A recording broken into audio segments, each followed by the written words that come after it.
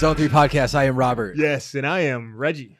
And today we're joined by Brad Tomlinson. Hi, Brad. Thank you for joining us. Yes. Thank you guys for having me. I appreciate it. From GE. Yeah, right? we're kind of lucky because you're a GE guy. We're here to talk about GE stuff, specifically AI, but other stuff too. So thank you for that. Thank you for joining us. You've been on a radar for a bit. It's nice to have you in. No, it's you're a local guy. Yeah, we finally had this opportunity, right? Right. Because I feel like it's been a long time coming. Right. Jonathan turned me on to you guys probably over a year ago. Jonathan turns me on too. Oh yeah, I mean, that beard, man. If you don't have a little beard envy, What a great guy, right? Well, introduce yourself. Kids, these sort of things. Yeah, let's get it all out in the air. Yeah. Where are you from? AIR Coil, AIR. So I grew up in Midwest and Specifically? Indiana mostly. Okay. I moved around a little bit, but a lot of Indiana. And then I started doing Brad Tech School in Michigan, actually. So there was a program, and I don't know, are we allowed to say hospital names on here? Oh, yeah. Yeah. So Henry Ford Hospital. And it's funny that, huge, and right? I'll tell you what's really funny about this because it involves one of your coworkers actually. And I didn't realize it at the time. It took me like multiple conversations to get there. Right. But so I went through Rad Tech School there. I did a 2-year program, got my RTR. And before I was even out of school, they actually offered me a job in MR. One of your coworkers, Ed.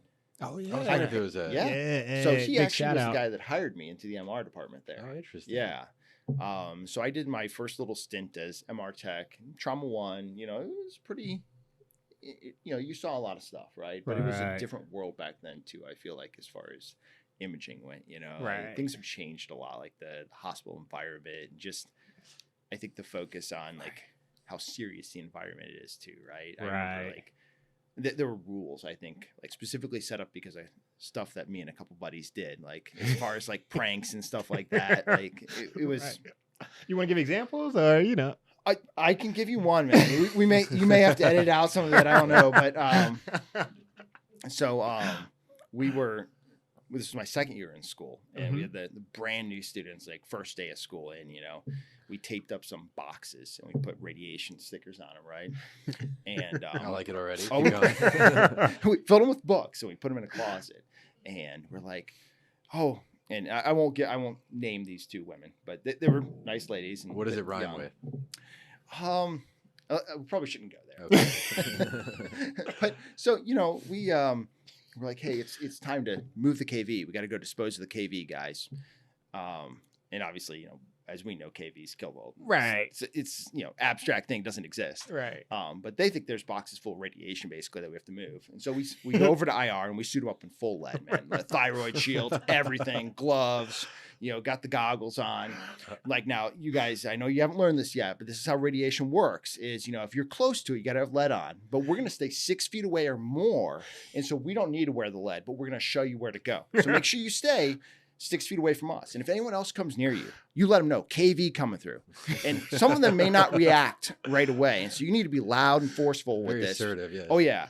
And the best part about any prank is you just got to be, you're firing off. And Right. the faster you talk and the more you get the moment, the less they actually think about how absurd the stuff you're telling them is, right? Right. And so we get them in this room. It's like, okay, now stay away from us. And now remember, if anyone comes near you at all, KV coming through. You got to say it really loud. Make sure they understand. Stay away. And so, the boxes aren't light. They're filled with books, right? Right. Now, why you think radiation waste would be like heavy? I don't know, but it's okay. So we walked them through basically every radiology department, trying to find where the disposal area was relocated to. They moved it on us, girls. I am so sorry, but you moved it. And so, and they're yelling at the techs, KV coming through, KV coming through, KV, got to keep 6 feet apart. We took them on the stairs instead of the elevators. They probably hated us for that because they were like sweating and everything. Oh, yeah. And, we come around the final corner to our director's office and she's got a camera. She's waiting and ready. She knew what was going down. Right. Just taking pictures of these poor girls. And they just... Right. We were on the SL for a while after that. It was worth it. That's how you welcome someone into the family, That's right? There was just a lot more like hazing and fun stuff. Right. Like You only make fun of the people you like. that's right. And you in return give it back, right? Right. Did they ever give it back? Not they never really got me back. I mean, we did a few more things that were just kind of, fun things like the fake scripts and stuff like Oh, that. yeah. I'm trying to think of a couple good ones that, you write a fake chest x-ray form out and you mark hard of hearing on there, right? And that way they walk into the I have not done this, but I like it. Oh, yeah. So they walk into the dressing room, they're just that's yelling at the good. top of their lungs for it's not like Seymour Butts or anything like that, Right. but it's in that vein of things. Amanda hug and kiss. Yeah. Oh, that's Well, how long were you there for? Did they hire you right away? Yeah, so they hired me before I even graduated, actually. Oh, awesome. So I had a job offer as soon as I graduated. It was like, boom, you're in. You can do MR basically. They were so short on people too, so it was really lucrative time to be an MR. I always felt like MR was top of the food chain, so Right. that's where I wanted to go anyway. But yeah, it was cool to get that offer like before I even got done with X-ray school, right? Right. Yeah. So I've actually never shot a ray as a registered tech. I'm still registered that's tech funny. today, but Right. I've never shot a ray once I've been registered because they offered me that job in MR right out the bat. Instantly. So Nice. yeah, and I was there for about 2 or 3 years, I want to say, and then Well, MRI, you've been in it long enough that you've probably seen quite a bit of change. What's been some of the most exciting stuff? Some of the most surprising stuff? Did you ever have to manually tune frequencies or nothing like So, that? Right? Yeah, it was just a little before my time, right? Okay. Like that was like 5X. I started on a 9X system. Oh, okay. So that was my first system, was a longboard, 55 centimeter. Right. Opening, right? An 8-foot long magnet. Hey. It was a big old salt block S3 magnet. It was 9X, so it had the green background, and it was a little brutally slow. Was it the joystick? No. Okay. So it was mouse driven. Okay. It was like the revolution of the time, man. I didn't know there was a joystick. And so I didn't ever have to do the tuning or anything like that. But there was a lot of like, more creative stuff you could do at the time. Like, you used to be able to lie to the system about what coil you had plugged in. It's like, oh yeah, let me get around that bias fault. I know what to do. I'll just plug this in and I'll make it work. Don't worry. Right. Yeah, those there were cheat codes. there were like a lot of tricks that you could do. Yeah. Right? That's cool. But yeah, that's and then we had a system that eventually ended up being upgraded like 16. And then we had 3T. A Longbore 3T, actually, believe it or not, one of the few that existed. Right. So those were my first 3 systems that I worked on, really. So you kind of seen it evolve quite a bit because now you're working with AI, and that's actually what we're here to discuss today. But before we get into that, I'm curious how you got from Michigan to Arizona. Yeah. Yeah. So I didn't, I nothing against Henry Ford as an organization or whatever. I didn't feel like it was very merit based there. And I've always been a pretty driven person. Like, hey, like I'm working hard. I'm putting in these extra hours. I'm doing things that the senior people aren't even doing, and Right. hey, you're not giving me any love for this, basically. Right.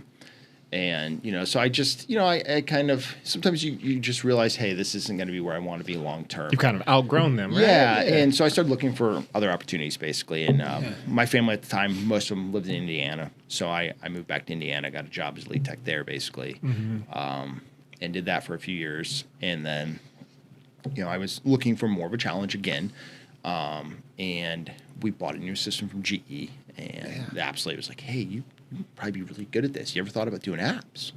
It's like, no, but tell me more. Right? Because it was just that right time in my life where I was looking for, the next challenge, right? I didn't feel like I was definitely going down a management path, and Right. I was just too young for that. I was really idealistic, really young. I remember telling a story like this is when I knew. I had 2 texts, and one of them was like, hey, I put the schedule out quarterly, which I thought was awesome. I was like, hey, you get to see what's going on a whole quarter in advance. Right. And she calls me up. She's like, hey, why does so and so get the 4-day weekend? I only get 3-day weekend. Of course, all she had to do was go the next month, and she had the 4-day weekend. And, the other girl had the 3-day weekend. Right. But she saw it right away. Just called me up to complain about it, and I just because I like her better. It's like, okay, well, that's probably a sign that, management isn't for me at this point in time. I was still in my late 20s at the time. I was pretty, fired up about stuff, and like, yeah, it's not for me. It's like, I think some people are built for it. I am not. I don't feel like, but Reggie's in management, and actually Katie's been in the past, and I think that they definitely have the personalities for it. They have the patience and the. And I think that's the thing. Like, and some people even at a young age. Definitely not me. I was, big time firebrand, just run at things headlong, bull in China shop when I was young, especially. Like I didn't learn that take a breath, patience, probably until I really started spending more time within GE. Right. Oh, nice. That corporate culture and just people that really. Everything's got a process and a workflow. And I always tell the newbies, like, hey, you can't swim upstream. Just don't bother. It's like so much extra effort. There's a workflow. There's a process. There's a reason for it.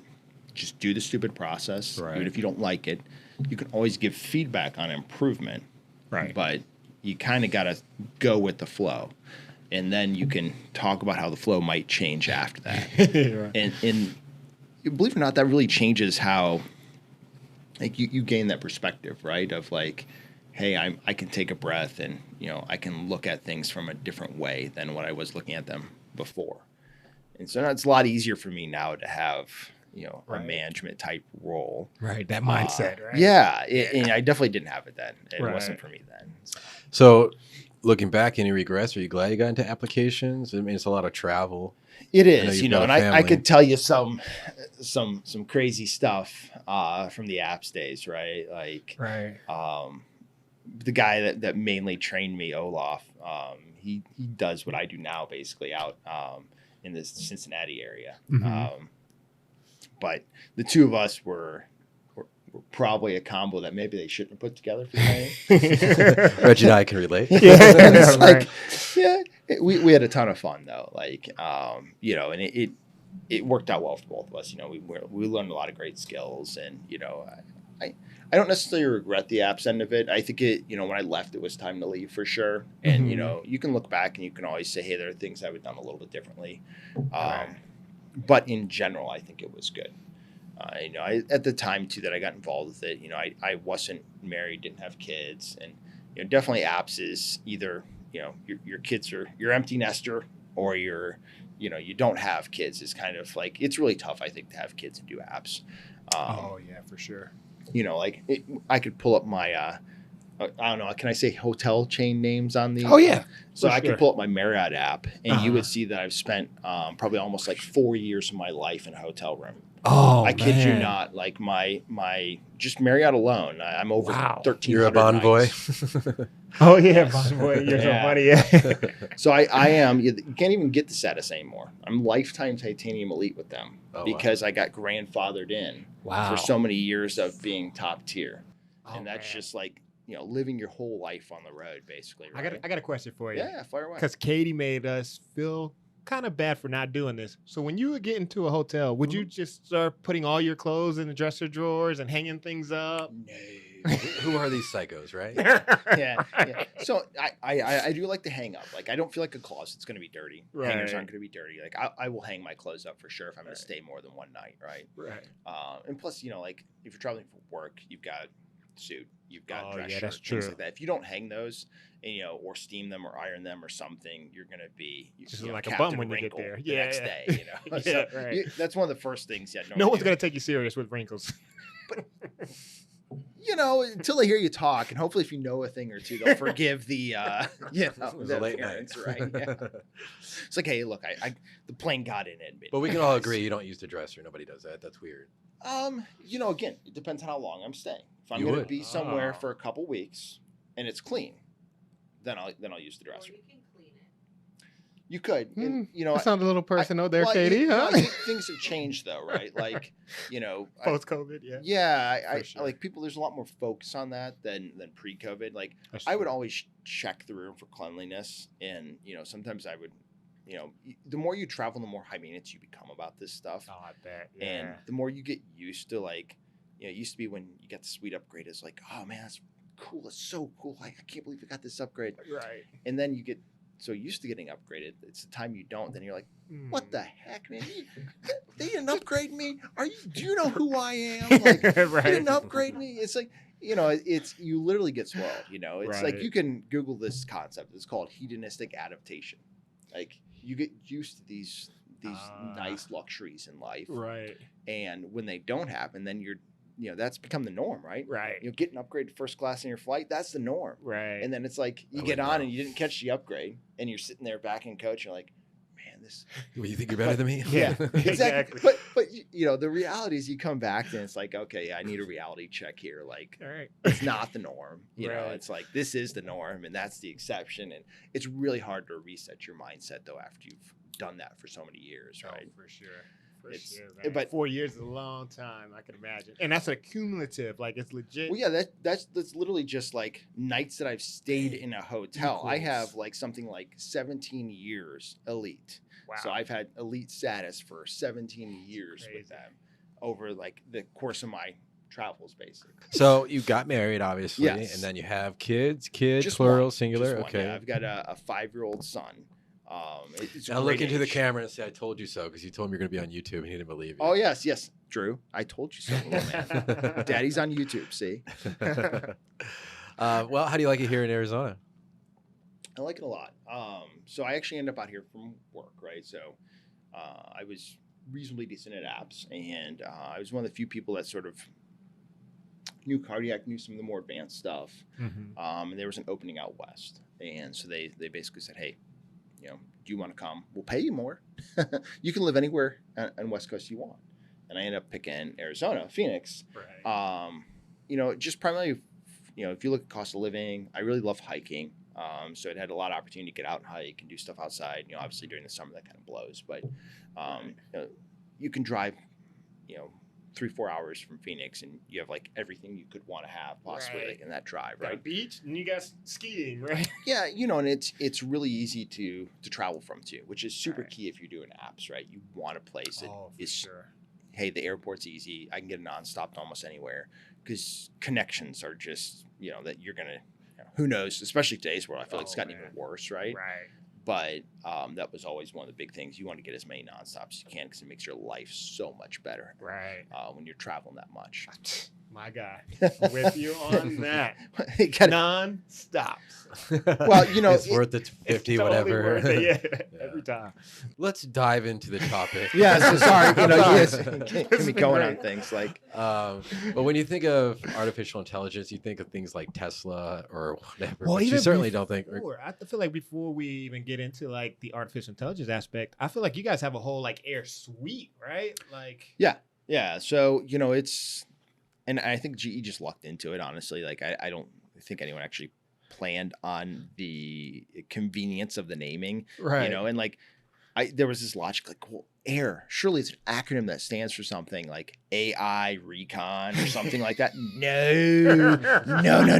It's just the word AIR. Yeah. Right. So there was no like marketing person that saw into the future and knew that, we were going to come out with this awesome AI Recon. It's just AIR. Oh, I never put the It's like- two and two together Oh, all yeah. this time. So- Air, There was nothing to put together. AI, Yeah, exactly. Recon, Yeah. AI, Recon, So there was, and Air. there was nothing like that. Oh, that's clever. Yeah. By accident. It was they literally grabbed the coils. It's like, oh, these are like light as air. Let's call them AIR coils. And that's, Whoever came up with all that definitely needs a raise. well, It was all accident? dumb luck. Yeah. Dumb luck. luck, I can't man. believe that. It's one of those where sometimes it's better to be lucky Then good. Than good. Right. or maybe both, right? Sometimes, you're doing good and you're lucky. But that's about the best confluence of things you can have happen. Right. So, yeah, no, we can, if you want to talk AIR coils first, I brought them. So you Right. guys can check them out.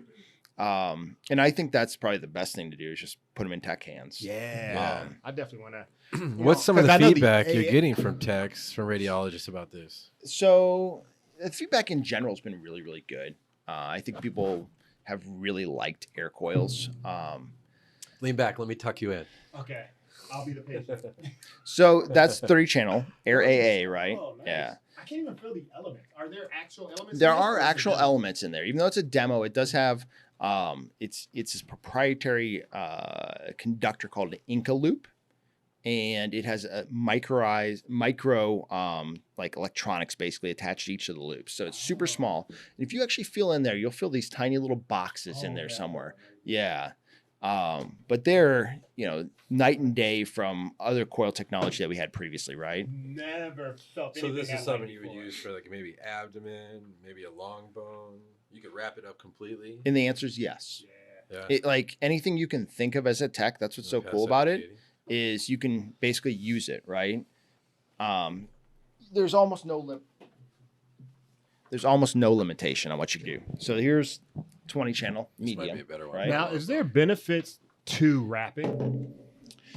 I mean coverage, obviously, right? The Right. closer you get your coil to your anatomy, the better, right? Now you could go taco, you can go burrito, Right. whatever food group you want to go, and it's going to work pretty well. As long as you're close to the anatomy. That's the super key about it, right? The nice thing about these, I think the big thing that in my mind as a technologist and being an MR geek, and it's like, hey, what's super cool about them? The patient comfort aspect, yes, awesome, of course. But they're, they don't decouple like standard coils decouple, which is what's so key, right? Typically, the elements can only be so close before you started losing that big signal, right? But the ink conductor and the air coil, which is what the loops are made out of now instead of copper, right? You can actually overlap them by about 50% until you start to see any hit. And so They probably don't warm up at all either then, huh? I don't know. I don't If think it's the not copper. heating is any different Okay. than a standard coil. I've not really heard one way or the other. Okay. I think that it's not something I've really looked into, honestly. Like, and I'm sure if it did heat up, you would have to. So yeah, obviously if they're FDA approved, Right. they've been It's sort of fine, put right? through the paces, right? Right. You're not going to get them approved if they're heating up I too think much. at our facility we're at like what 26 now. What do we have? 29 actually. We just The upgraded. 750W is on 29. Yeah. Okay, so what is there any limitations as far as what you can use, what platform? Yeah, so the big thing is just channel count, right? Mhm. Because the air coils are so high channel, Right. you basically need a system that can handle the higher channel count. So like 128? 750W is going to be limited at 32, and so they're not air coil compatible, right? You got to get to about that 48 range where you can be able to, utilize an air coil. Because if you think about it, like if I have a 30 channel air AA on top, and I've got like you take a Premier example, right, where I've got a 60 channel air coil in my posterior element that's embedded in the table. Oh yeah. And I pair those up with, let's say, a 48 channel head coil. Right. Okay, now I can put like 90, 100 channels in one field of view. So you have to have a system with the capabilities to digitize all those channels at the same time, right? Yeah. And that's the limitation, really, right? So any of the sort of newer premium line of systems is going to be able to do air coils. You start looking at like the previous generation 450W, 750W now. Right. You got to go to Artist or Architect or Premier, Premier. Voyager, Hero, Pioneer. Any of those systems are going Nice. to do an air coil for you. So I feel like this is just in time too, because I don't know, this could just be my experience with it, but I feel like whole body is kind of making another big push in the field. And I mean, right now when you're literally putting coils when you're doing a whole body patient, I mean, you're dealing with heavy coils, and you're going all the way down, Yeah. right, with everything. So being able to do something light that's almost like a blanket.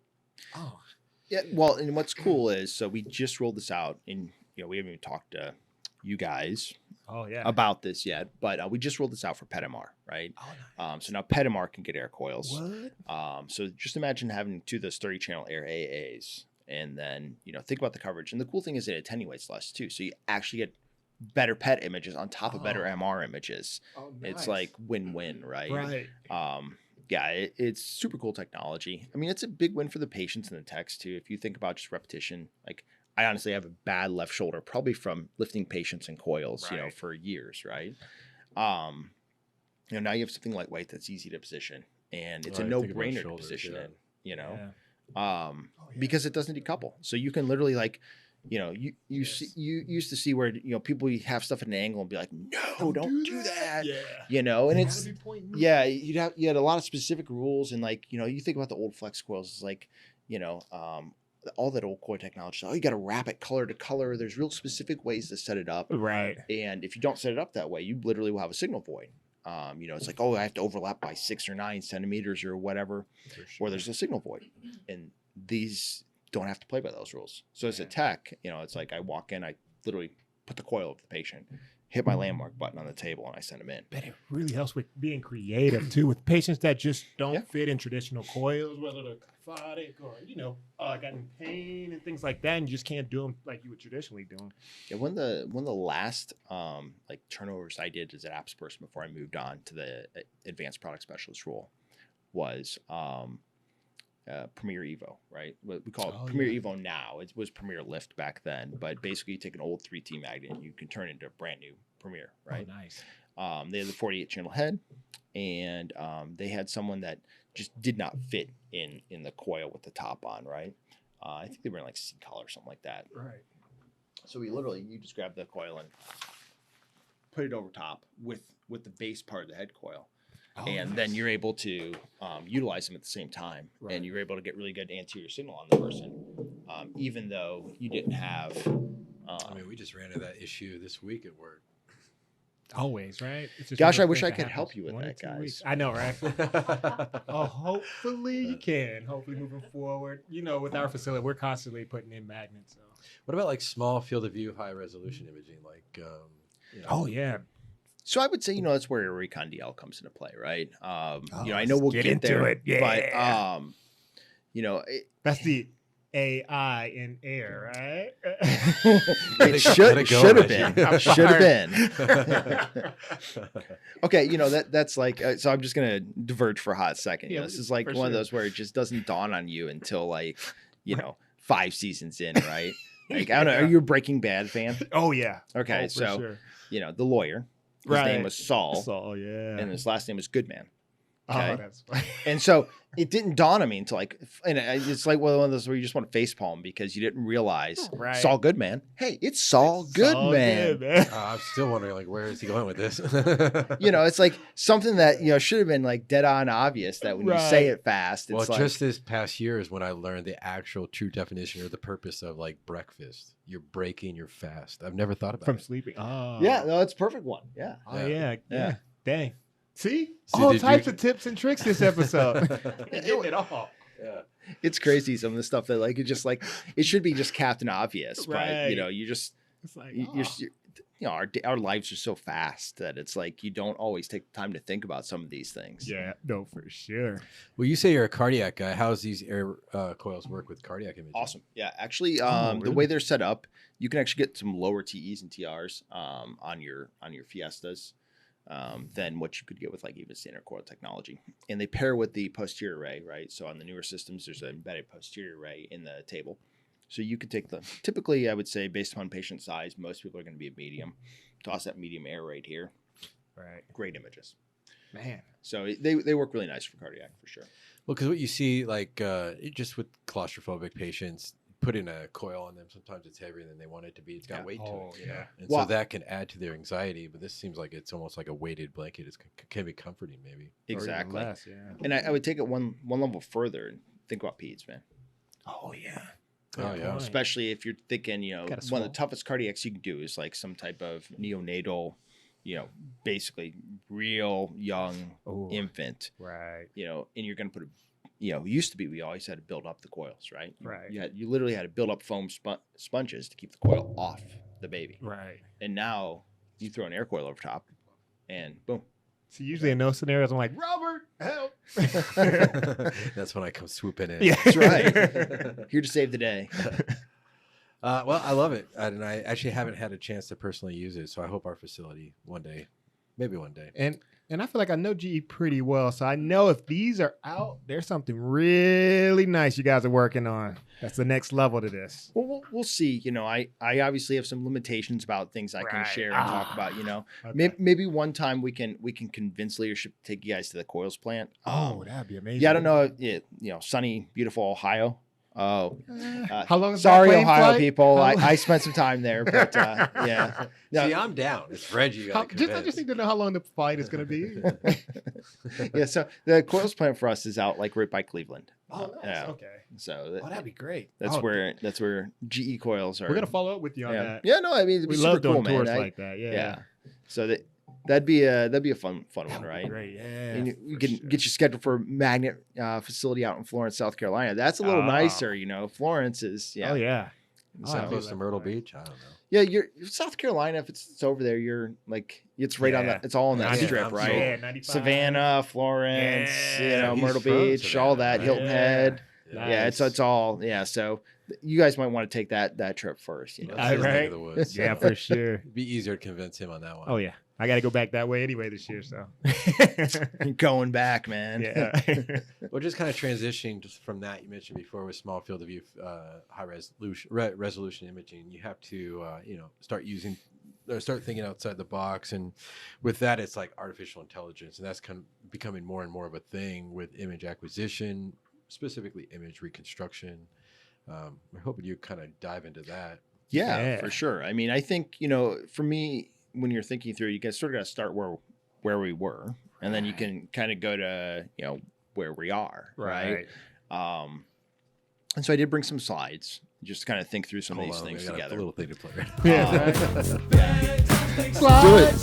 Flipping slides. This is when you insert it right here.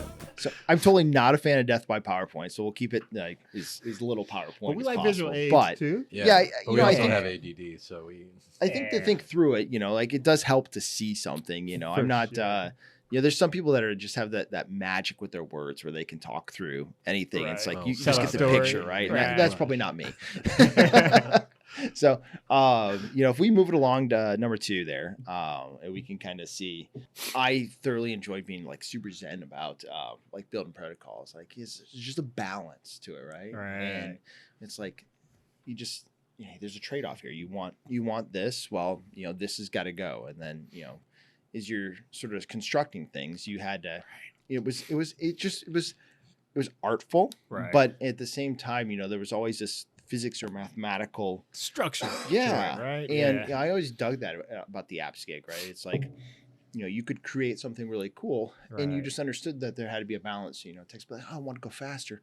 Okay, well, what do you want to trade for that then? Right. Right? We always called it being the MR artist. Those people who could really bring out that beautiful image in those type of scenarios that are kind of difficult for sure. Yeah, definitely. Right. I always dug that. That was part of the job as Right. apps, right? Because I did apps for probably like almost 7 years. And then I did nice. advanced product specialist Right. for like a year and a half, and then I moved into the role I'm in now. Right. So it was always like I always thought I'd go technical, like hardcore technical with what I Right. was doing with GE, and it's like it just didn't end up going that way. Partly because I don't want to move to any of the places where you can do the hardcore technical stuff, but also you just I learn thought about. GE was mostly in Wisconsin. R&D. Yeah, so most of that's in Wisconsin. That's accurate. Okay. But there are what we call ASL or Advanced Science Labs, Mhm. and there's one on the East Coast and one on the West Coast as well. Oh, Right, so you could work out of one of the Advanced Science Labs in theories too. But again, super cost of living is really high. Right. Commute and traffic and all that stuff is Oh yeah. it's You got to account for all that, right? Yeah, well, yeah, and it just I was settled in Phoenix on top of it, so Right. it's like I didn't really want to make that change. Right. Nothing against that, it just wasn't for me. No, for sure. Anyway, so but yeah, so basically if you look, there's this balance. There's always been this balance we fought, right? You got 3 basic elements that you have to at some level balance and contend with, right? The You got game we play in MRI. yeah, right. I mean, it's I think anyone who's spent some time thinking about MR, not just hey, I want to hit the button and go, Right. has realized that these are 3 things that you're going to have to deal with. So we've approached this, and this is sort of as you see the next part of the slide fill in, a lot of different ways over time to solve this or change this ratio or gain an advantage, right? Oh yeah. Right, and this all makes sense, right? You get a stronger magnetic field. Okay, go from 1.5 to 3T. I do have a question about the higher gradient power. Sure, fire away. So, I don't know. Gradient power wise, like, Mhm. I feel like, because I feel like some of the stuff that has higher gradient power, maybe we could have done a while ago, but were we waiting for like a certain software to be able to even utilize that higher gradient power, or? Yeah, I would say it depends on, what we're specifically talking about, right? Okay. I mean, in general, the things you can say about higher gradient power, like your echo spacing is going to decrease, right? Giving you a sharper image and allowing you to have more factors you can play with, right? If we Right. think about, our receive bandwidth or frequency encoding, if I pack my echoes together tighter and I don't add any echoes, so my TR gets shorter. If my TR gets shorter, then I, literally image for less time, right? Right. But obviously the crispness of your image has a lot to do with your gradient performance. And most, nowadays, most gradient performance is good. It wasn't like, in the early days where there were these gradient wars, I've got, 100 performance. I'm kicking butt, now it's, most gradient performance is good, but there's definitely differences, and it depends on what you're looking to do too. If you're high in neuro, high in cardiac, those type of things are really impacted by your gradient performance, But is it software driven, I guess? So it's both. Okay. There are sort of, I shouldn't even say it's both. That's probably not the best answer. Like, it depends on how every vendor does it a little bit differently, right? But in the end, your gradient performance is really going to come down to the T's and TRs you can generate. Right. So any vendor that you ask for should be able to supply you with a data sheet for that particular piece of equipment you're looking at, right? Mm-hmm. And you should be able to look at your T's and TRs. And the shorter they can get those, the better your gradient system performs, right? Right. So it's not, if I'm not a car guy, but if you're a car guy, you say, hey, it's, I might have 1,200 horsepower, but this car over here with 800 horsepower might actually smoke me in the quarter mile. Right. So there's other things besides just the raw slew rate, right? That might contribute to what you can do performance wise, right? Okay. So, I would argue that, when you look at the T's and TRs, that's a true measurement of performance. People in their data sheets can, put a spec on their gradient. And, I'm not saying that even we're not guilty of this to some extent, where it's, hey, I'm giving you this spec, but the performance is the performance. That's your T's and TRs. You can't get around that, One of them will run the quarter mile faster. That's just how it is. Right. And so that's what I would say with gradient performance, right? And that's what's really going to come down to it. If you think about it, it doesn't matter if you've got, I don't know, like 45-200 gradient, and someone else has got, a 36-150 gradient. Like, okay, what's your TR on this, right? Right. That's what's going to determine your time. That's going to determine how close you can pack those echoes, how crisp your image is going to be, at least from that hardware perspective of what the gradients can do. Right. Nice. Thank you for that. If you think about it, think about examples of like, next one down is higher element coils and parallel imaging, right? You guys, when I say, parallel imaging, what do you guys think of? Yeah, I've been thinking of asset and arc. Yeah, but really it's saving time. That's what I'm thinking of. I'm like, ooh, I want to turn this on because I need to save some time. Yeah, right. So there's, this is another trade-off intensive process with which we can, change these ratios, right? I mean, the thing about turning on, any type of, either compressed sense or parallel imaging is there's a trade-off associated with it. For sure. Right. If you guys think about it, and you guys can, I'm pretty well versed on all vendor terms, so you're not going to offend me if you use a different vendor term for any of this stuff. Just so you guys know. What's the GE term for this? Yeah, you can think about it, man. I mean, I've been around MR, and it's like I've used other systems, as a tech, right? So, but yeah, so there's trade-offs, right? If you think about it, I turn on. Now, you do get artifact if you go too high with your parallel imaging, right? Sure. Right. Yeah. Well, but that's one of the trade-offs we're talking about, right? Yeah. I mean, in what artifact, right? Like, you can even say, maybe there's a parallel imaging artifact where we have some aliasing problems, right? Like, you could say that for sure. But let's say that doesn't happen. But still, as I crank my parallel imaging factor up, or I just accelerate more, what's the most obvious thing that happens? If we're accelerating more, and we're talking not the acceleration artifact. Yeah, right? Look at this picture, right? There's two things in this picture that change as I crank my Excel. Your SNR is definitely going to drop. Right. So I take an SNR hit, and then the other thing that changes is? And the negative aspect? Well, it's going to change your time, because your time is going to definitely drastically which is great. I get the, again, we're looking at the ratio. I get the benefit. My time actually gets shorter. It's the trade-off but hustle. Unfortunately, so my SNR is going to take a big hit too, right? As I crank it. For sure. And so these are always things we've had to deal with, right? And there's different ways to deal with them. Next one's down is imaging filters. You think about like high pass, low pass filtering. Like there's certain things we're going to associate. Say, hey, this is mostly noise. We're just going to filter that out. Or how do we address these things? So smoothing, sharpening type filters too, right? Can we play on our Instagram and make a better image? Maybe. Right. Who knows, right? Let's put filter C on and see what happens. Woo. Right. That's essentially. So there's been a lot of things that have come out over time, over our careers where we've seen these changes that have given us more tools to address this ratio. Oh, for sure. But I wouldn't say that any of them have just shattered Right. the ratio, right? Like you would think, and honestly, we got this 32 channel head coil, and I'm like, oh, I'm just gonna max acceleration out, and it's gonna be beautiful, and it's just not that easy, right? No, it's definitely not, and well, especially too depending on, and I'm guessing it's not a GE head coil, unfortunately, with AIR coils in it, right? We talked about the conductor size, and it actually matters because, right, if you think about your penetration is like half of your circumference or whatever, right? So like, as you pack in a bunch of small elements, you actually lose a ton of penetration in the central part of the head. Right. So that's yet another, how am I impacting my SNR there because of the coil I'm using, and because, hey, I think a number of elements is going to be great, but now I'm taking a penetration hit. Right. So, there's a lot of things when you're thinking about all these things, and this is why it is such an art form, is how can I consider and use these things to my advantage or deal with the disadvantages that my choices bring, right? For sure. Going back to just AIR Recon DL and AI, right? Mm-hmm. Why I think it's so impactful, and what I would say, and I don't have a slide for this, and but if I'm trying to describe this to someone who's not a technologist, that's someone who's not really MR versed, it's like, look, it shatters this ratio. Right. It totally redefines how we think about these three things. Change the paradigm completely. Really. Exactly, and that's a perfect phrase for it. It changes the paradigm, right? Yeah. And I think what's so cool about it is you can literally say three statements: better images, faster, no trade-offs. Right. And it's that third part as a tech that has built things for so long, right? Really? That no trade-offs, huh?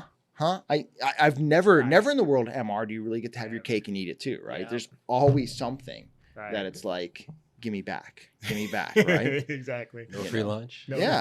Almost always, right? If you think about it, maybe the gradient power thing you can argue, but if you really want to be esoteric and out there, you can say, well, hey, but I actually have to use more cooling and more power, so my drain on the environment is greater. That's the trade-off. True story, man. I'll take that. You get higher power gradients, you need more power and water. Right.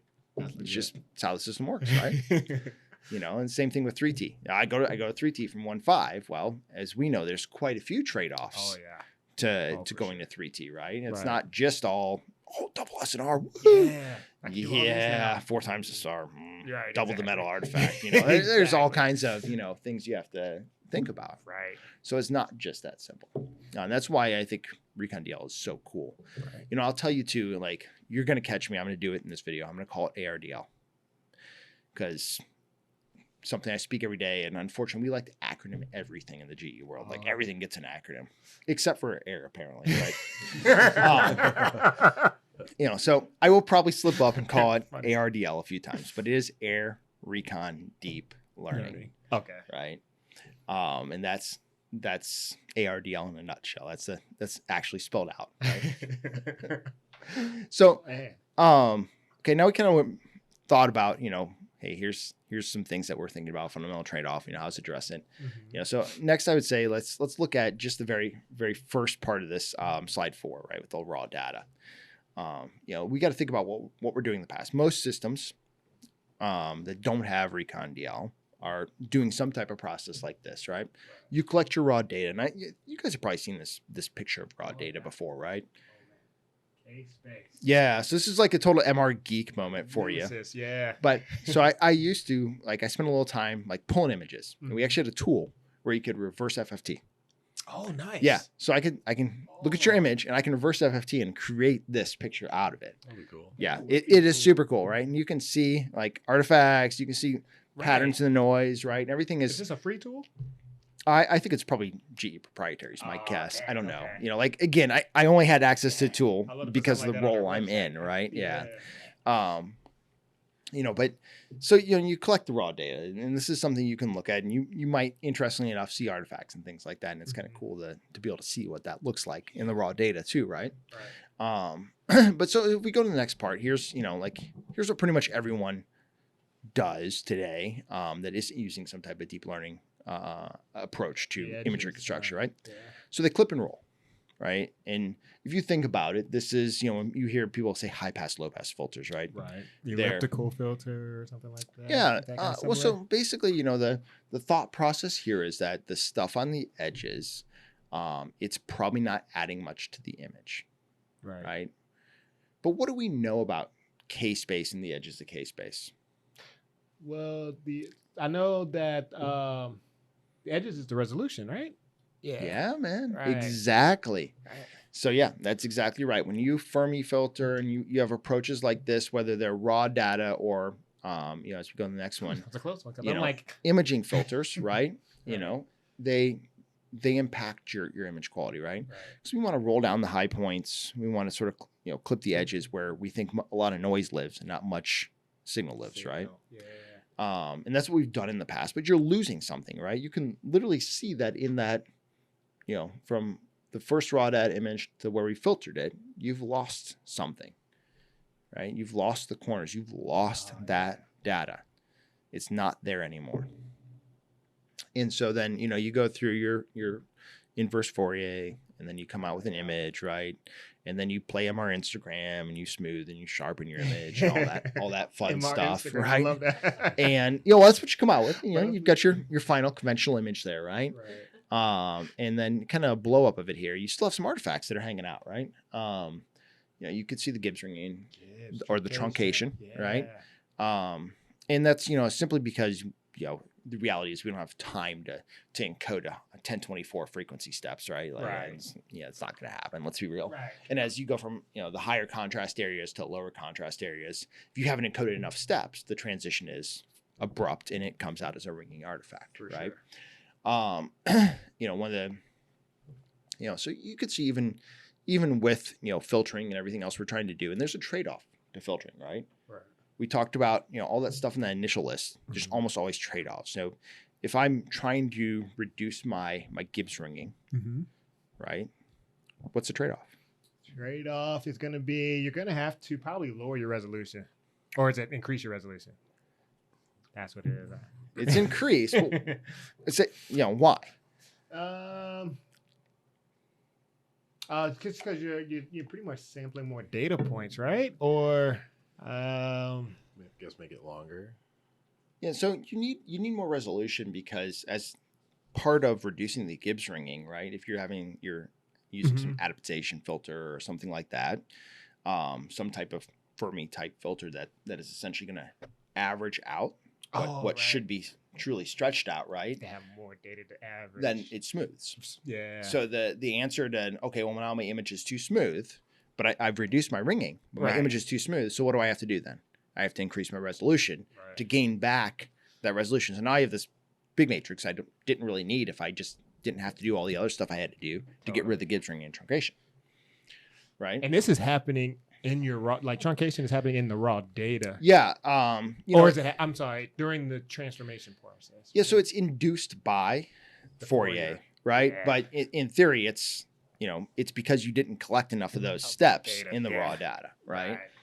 And so it's a mathematical problem basically with Fourier that's inherent. Right.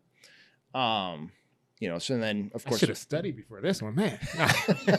Well, this is funny because this isn't something I would go into with like your average person on this, right? Most of the time it's like I talk about this, and that's why I said it's literally you say, hey, better images, faster, no trade-offs. It's like they're like, cool. Yeah. Right. There's what a sign, right? Yeah. There's a few people that'll want to dig into, why. For sure. And that's, I always love that intellectual curiosity about something too. Like, please ask me why.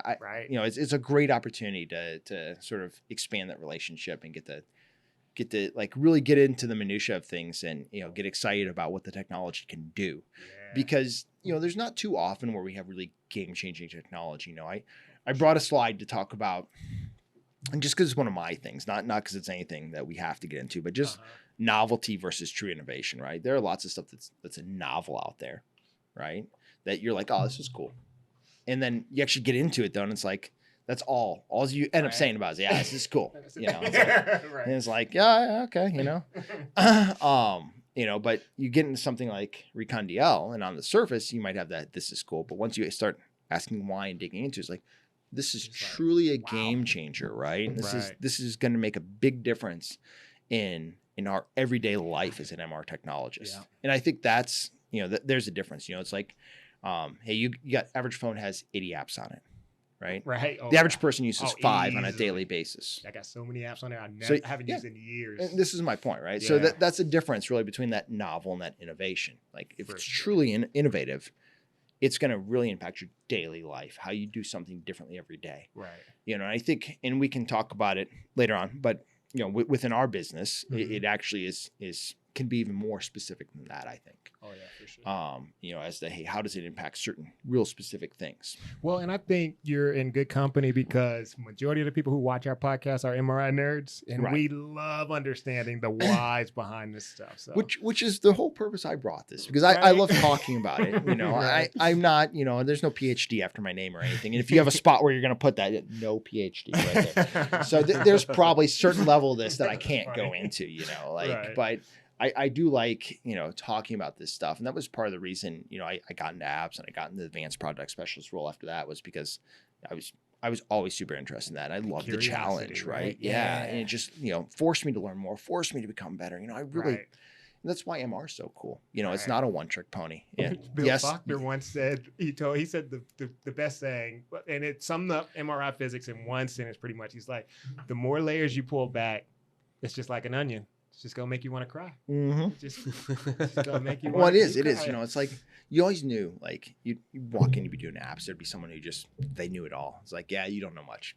You know, it's like the person who thinks they know it all about MRI is the biggest liar in the room. That's what you want to stay away from. Right? Yeah, you know, this like the more you start to see, it's like, holy crap, there's so much I don't know. Right. Yeah, there is the just one that's asking the most questions. Yeah. It gets to the point where I kind of second guess myself, even though if I think I know the answer, I'm like, do I really know that? Like, is that really correct? I mean, it is. That's why MR is so cool, though, is because there's so much depth to it, right?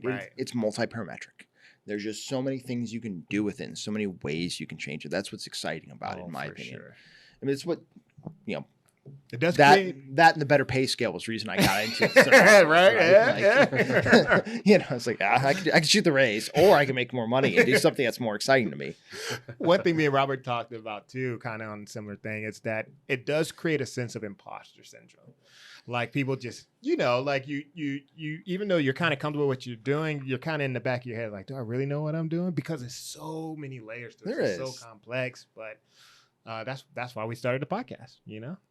And I think Reggie has an advantage over the majority of tech because he's actually a protocol development tech. Yeah. Whereas I don't do that. And so this is probably more his wheelhouse. For sure. And so I have the luxury of sitting with not just the radiologist when we're building protocols or just talking about new techniques, but also physicists as well. So I kind of get to see the big picture of like how everything kind of comes together, like what the rads need and why they need it, and then how we're going to get there. Real-time application. Yeah, that's super cool, right? It is. It's so cool. Man. That's always been one thing, you know, that I thought was great is anytime you get to sit with, you know, someone who's, you know, can articulate very well what they need and why they need it.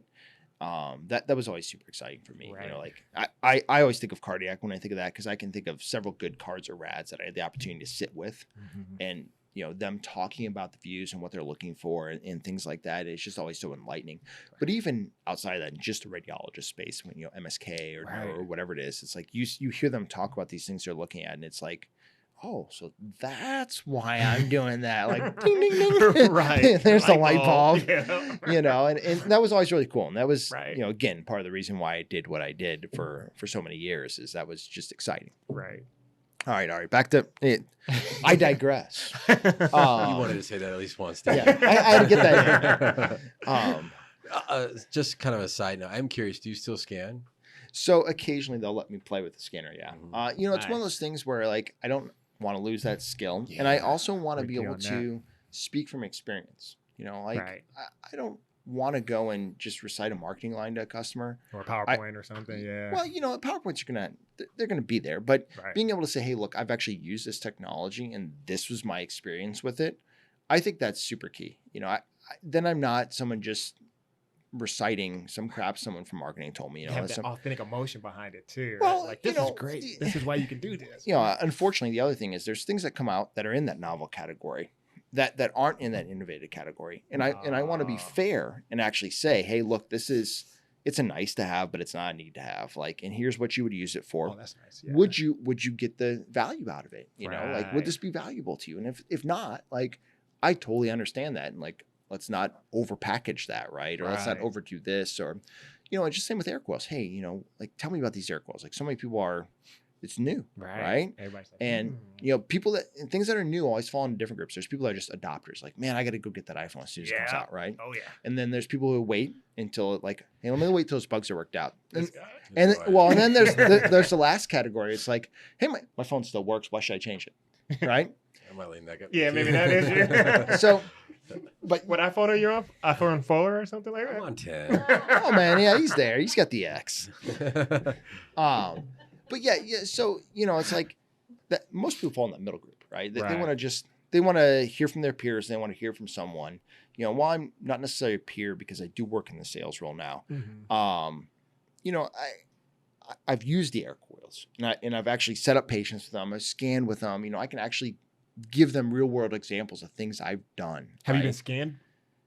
With? I've never actually been scanned with an air coil, believe it or Okay. not. I've not. Normally, I'm on the other end of it where I'm Right. running the scanner, right? So I try and make excuses to scan anytime I get a chance. Like at headquarters, yes, but even some customers are cool about it. They're like, we have a good relationship, Yeah.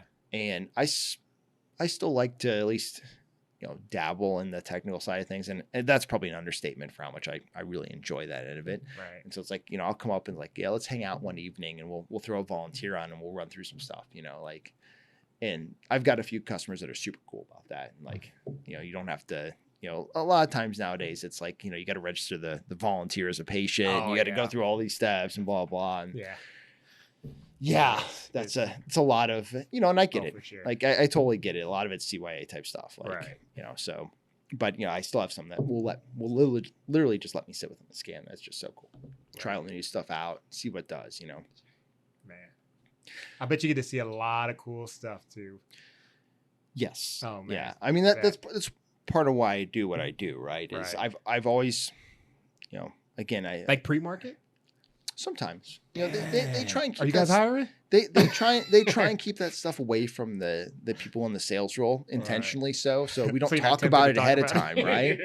Yeah. Because there's a big thing against no TID, no technology and development. I'm You can't sorry, I talk keep about pushing that, something too, don't I? until it's at least 510K pending, and even then you can only make like really limited statements about it. And that's one of the tougher things, right? Because I came from a different world before where it was clinical labs and then it was advanced product specialists, and that wasn't their clinical labs, there were still a lot of rules, but APS, like I felt like some of the stuff was Right. it was a little bit looser about that. It You're wasn't cowboy now, right? to an extent. Yeah. It was cool though to get to try use all new stuff because you'd work on the pilots, right? Right. So, to me that was always super cool. It's like, oh yeah, they're gonna have a pilot out in your area, so you're gonna be part of that. And so it'd be the first rollout of whatever new software or new hardware. Even you'd get to go and be part of that process, collect images, give feedback. You were the hands on for it, Right. and that was always really They fun. want to hear what you thought about Yes. it, right? Oh, Yeah. that's cool, man. Yeah. And Awesome. so, that's always super cool. And so I Yeah. still have a lot of relationships within, those people within headquarters and outside headquarters. So I still hear a lot of the stuff, Right. and Right.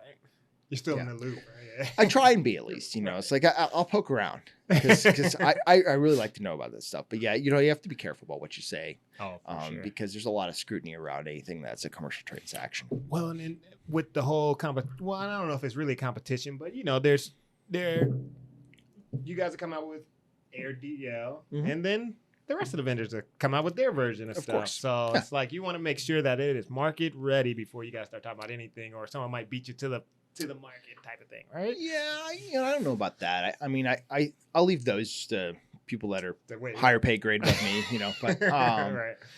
yeah, I mean, I think that there's always some care around that, but I think there's a lot of just, not even on our side, just in the market in general, there's a lot of creative marketing where it's Seems like from the marketing aspect, it's like the big reveal, right? And so you kind of lose some of that. yeah, well, I think there's, maybe not talking about TID is maybe part of that, but really the big thing about the TID end of it, or technology and development, right, is it's simply just legal compliance, right? Right. So if you haven't submitted something to the FDA, you can't market it. correct. Check that episode. Yeah. In the description below. So yeah, so like that's really what it is. It's not that. It's not like we don't want to tell you about cool stuff that's coming. It's you literally got to sign an NDA. You got to do blah blah. Sure. It's got to be given by someone who's not on the commercial team. I mean, there's all about that. kinds of hoopla that like hoops to jump through basically around that, When right? you work for a company like GE, then there's always spotlights on you guys too. So Yeah, I mean, you gotta jump through the hoops in the right order, right? Because Right. otherwise, you're gonna end up in a spot where you don't want to be in. right, I totally get that. So it's like I said, it's nothing like.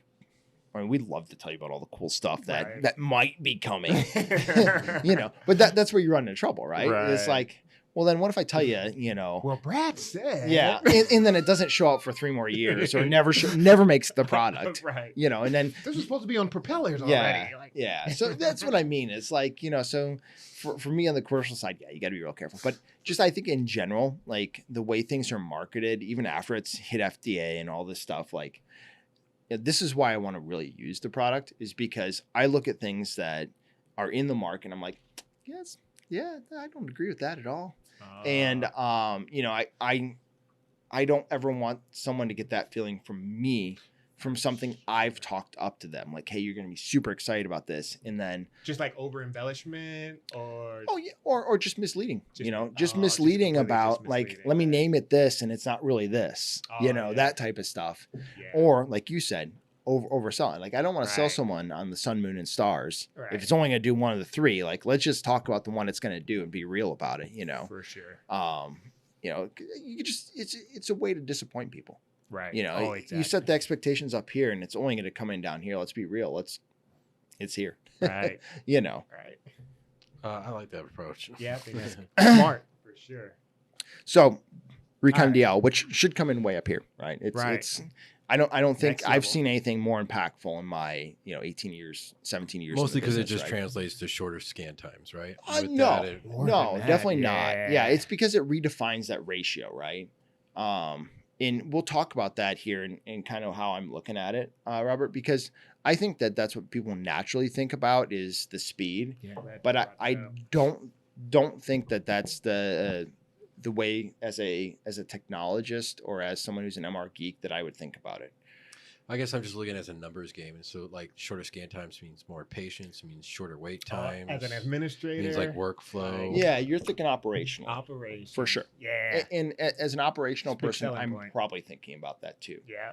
But if I'm thinking about it more of a tech or rad, I'm not necessarily only thinking about the speed, right? We're still trying to figure out what the trade-off is. Does it take some of the fun out of it though, as far as with all these trade-offs with DL? I mean, it seems Yeah. like it's I don't think so, right? It's like, to give a car analogy, or no, how about a sports analogy? It's All like, right. Yeah. yeah, man, we just put your scanner on some serious peds, man. Those performance enhancing drugs, and guess what? There's no trade off. There's there's no downside to all those performance It enhancers. won't get picked up in It's the like, urine. yeah, sample? no, man. You're just gonna get out there and crush it, basically. I mean, that's the reality. Right. Yeah, just hook me up. I'm gonna hit that up every day, all day. That's what they told Barry Bonds, and you see what happened. Yeah. Well, and that's what's so cool, right? There is no trade off to it, and that's Right. why, in my mind, it's like you still have a balance of things. You still have to play the sport. It's just now You're you're just hitting a home freaking runs. rock star every time. Effortless Every time home you runs, step yeah. out, you're a rock star. But you can still It's crazy. there's still a way to build and use it that if you don't know what you're doing, you're still going to fall flat in your face. It just makes it a Right. lot harder to fall flat in your face, basically, right? For sure. But you now have the freedom to sort of think about it and do it how you or your doc or whoever is really in charge wants to do it, right? And I think that leads pretty perfectly into what I want to show next. And I don't know if we want to even. Now, since you're saying true resolution with this too, because this is all happening in K-space, right? Like we're not doing a post filter to get rid of any of the information. So this is not a raw, not a DICOM process, right? So there are out there machine learning, deep learning techniques that do DICOM data enhancements, right? This is happening on our source data, right? So it's not a DICOM data set when we're applying it. Out there, and not to speak to anyone, but this is just my opinion, are a little misleading.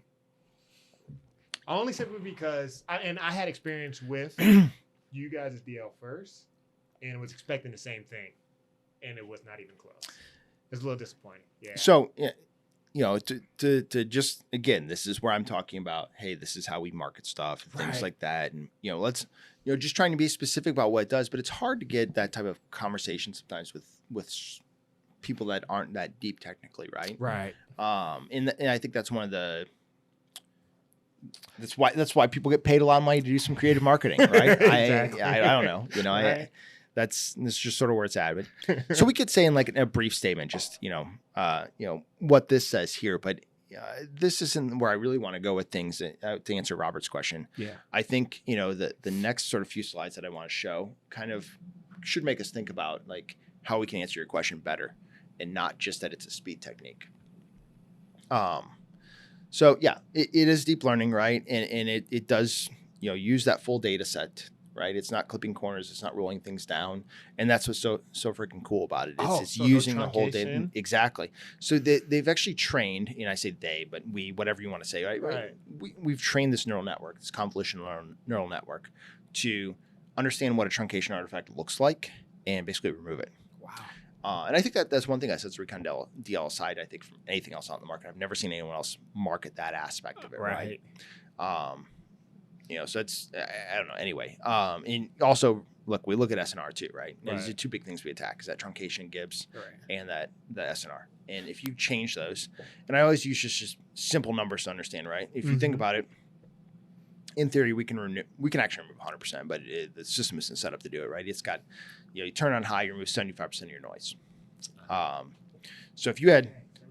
Right, so think about that ratio and think about how much more you can do with your scanner now, right? Yeah. Like I said, we hooked you up some really good peds, man. It's you know, it's off the I feel the muscles growing already. That's right.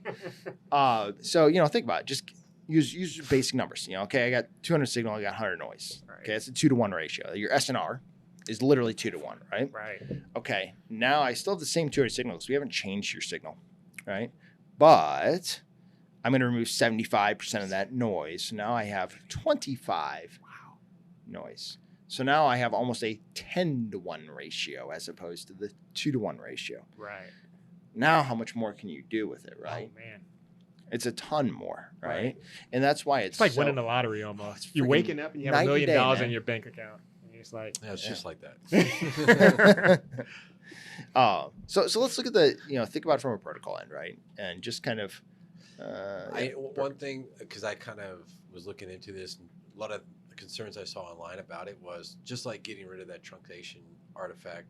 People are concerned, are you also going to lose diagnostic integrity with like missing pathologies and these sort of things? So I would say the fortunate part is, since we're looking at the source data and not in the DICOM data, I think every place we've seen problems with that type of stuff has been DICOM data. So there are AIs out there that work on the DICOM data, and they have, I think, had some issues with that. And people are confusing the two. Correct. Because of how it's marketed. Yeah. So we've not had any issues reported to my knowledge where there's been any, you know, I guess missing or lost things. If anything, we can actually see more with Recon DL. Right. So it's actually giving the radiologist a better look at the anatomy.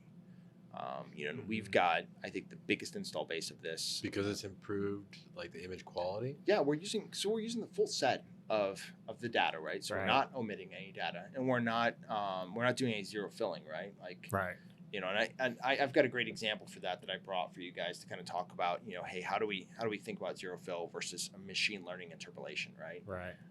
Which is two totally different worlds, right?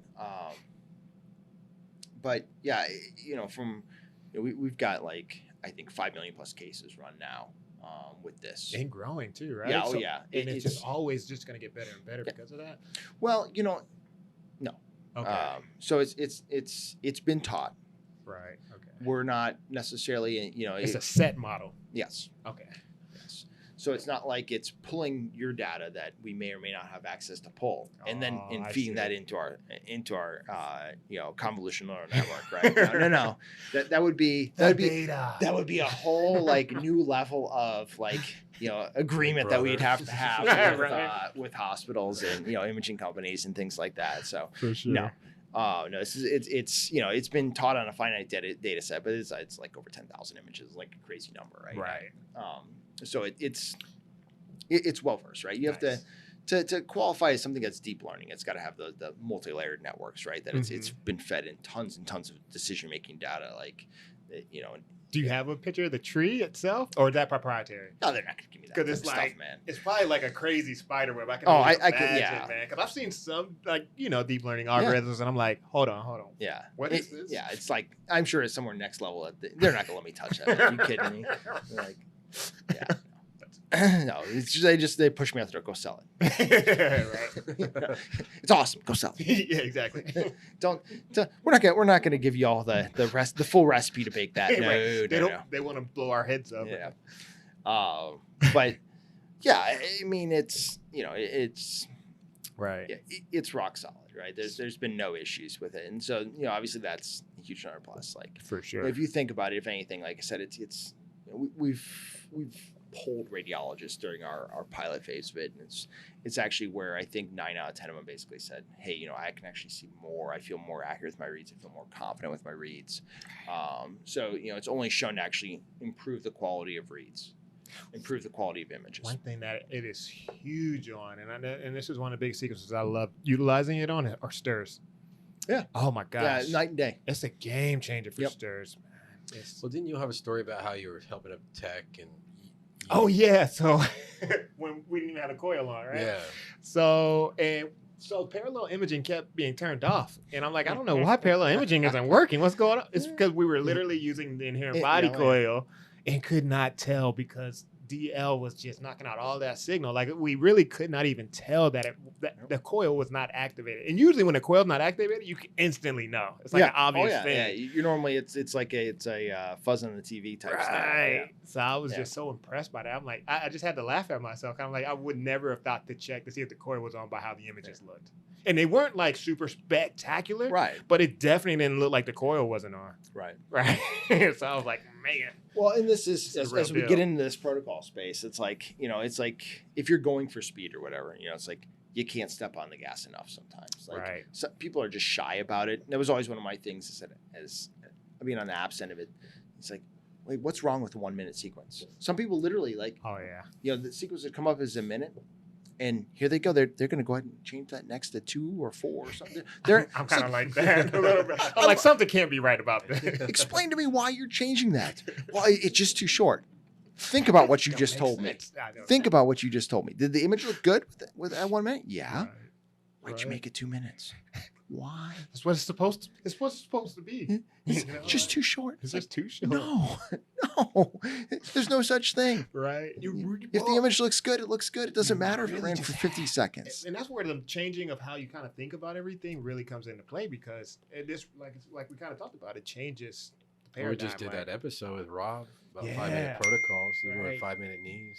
Yeah, I mean, it's real. It is And real. we're not 5 different talking about sequences. like, yeah, and it's not the cheat 5 minutes where Right. I acquire a 3D image box and office I'm going to image. recon it. And, Oh, yeah. I'm going to, again, deceptive marketing, right? Right. Like, that's out there and it's like, that's not real, Right. Like, I'm sorry that people don't do that in real practice, Right. like anyway. So let's think about it in the protocol space. You're like, hey, I'm going Yeah. to build a protocol, right? And so I've got up here a real simple graph, right? You got scan time, you got your resolution or your voxel volume. And somewhere along there's this threshold of, hey, if I don't have at least this SNR, my image is just going to look like trash, and it doesn't really matter how long the scan runs for, or what the resolution is. If you don't have enough SNR to make a good image, it's foolhardy to have any of the other factors where they are, right? So you kind of can draw some, magnetization vector, right? yeah, you can draw some just sort of, just general lines and say, hey, look, here's our clinical scan time threshold. This is, let's say, hey, 5-6 minutes. It's about what a patient's going to hold still for at best without just moving all over the place or hitting the ball, right? And then, you've got this, other threshold of, hey, my doc, my physicist, whoever, me, says the resolution's really got to be this to make it diagnostic, right? And so then you've got this little tiny area in here as a protocol technologist, Reggie, this is your life, to work. That's where you have. Yeah. You got to put it in there, Reggie. Yeah. That's your target, man. And you got to understand that some people, no matter what, are going to try to change the resolution, things like that. Well, you could, get your a little heavy just in case. get your sister stick. Exactly. Get away from that. But yeah, so there's a real small area to work in on a, just sort of conventional reconstruction space, right? Right. And again, there's been things that have come out through the years that have changed how we can approach this. But in general, you've got this tight, narrow window you've got to hit to make a good image in an acceptable amount of time. Right. What does Recon DL do? Go ahead. Let's see the magic happen. Oh, yeah. Right. Can we play that back? So now Reggie's job just became so much easier. Oh, my gosh. But Look at that also it threshold. became a little bit more complicated in a different and good way. Now you can drive the system how you want for resolution. Right. You can drive it for speed. You can drive it for SNR, right? Man. Now you have much more power than you had before because now you can adjust your protocols towards your goal. So I'm just letting DL take the wheel. But if you But just not really. if you just turn it on, you're Oh, just going to be that's true. super SNR rich, right? Right. That's true. And you didn't take advantage of any of the other stuff it can do. Right. Because it's not going to change the time. DL's not going to change your scan time. You got to change your protocol I gotta parameters, change it. right? Yeah. So, if you think about it, let's think about speed for just by itself, right? Because I think initially as a technologist, someone says you can go faster, then they think, someone's going to come behind them and slash their slots in like half or some crap like that. Right. And, that may or may not happen. That's up to the facility. But what I would say is if we think about speed from, our number one focus is a tech, which is patient, right? Mm-hmm. If I put you on there and you're uncomfortable and I make you lay there for a half an hour and I scan you, that sucks for you, Oh, yeah. right? Oh, yeah. Now that half an hour just turned into less than 10 minutes. Doesn't suck quite as bad for you anymore, right? We've had people ask, am I going to have to come back? Because it was so fast. Exactly. And this is, so the number one thing being, hey, what does it do for the patient? Right. Like, it's a big win for the patient. Oh, yeah. It really is, being able to run it faster. But being able to make a better image at the same time, now that is a huge win for both the patient and the referring physician and your radiologist, and really for the technologist too, right? Like, we all want to be confident in what we're producing, as far as just feeling good about, hey, look, I'm making a good image and I have a good product that I'm putting out for the patient and for the docs. Right. I think if you're a thoughtful technologist, that's something you care about. Right. And it really aids in that happening. And which we is, preached to that on the podcast, really. I'm sorry. Is that our biggest job is to make the radiologist job easy. As easy as Yep. possible, right? And there was a comment on our 5-minute protocol episode where somebody had said, okay, but how does this help the tech? And I was like, well, first of all, we do patient care. You get a paycheck still. Yeah. So, it helps the patient. Right. Which makes your job easier. But like you said, it also makes it more fun and the whole protocol development part of it more Easier. achievable and easier Yeah. to manage. because you look at some places and they're not going to just go, you can normally go both, right? You can get speed and resolution, but how much you do of one versus how much you do another, that's sort of up to your facility, your yeah. docs, maybe even you to an extent as a protocol technologist, right? Right. So if you're thinking about it, it doesn't have to just be one or the other, or we're just going to go all speed, right? You might be able to shorten those protocols by 33% and increase your resolution by 50% or something like that. It doesn't have to be, people always just associate with speed. Right. It doesn't necessarily have to be that. You Right. can choose now. Again, we're empowering you as the user to really choose how you want to drive the system. So pretty much what you're saying is we could leave things where they're at, maybe lose an average, make things faster, Yep. or we can boost the resolution and make things more high res. I would say do both. or do, Do both? Absolutely, man. I feel like you guys just shared a moment. Oh, right there. man. And again, this is why it's so freaking cool, right? Right.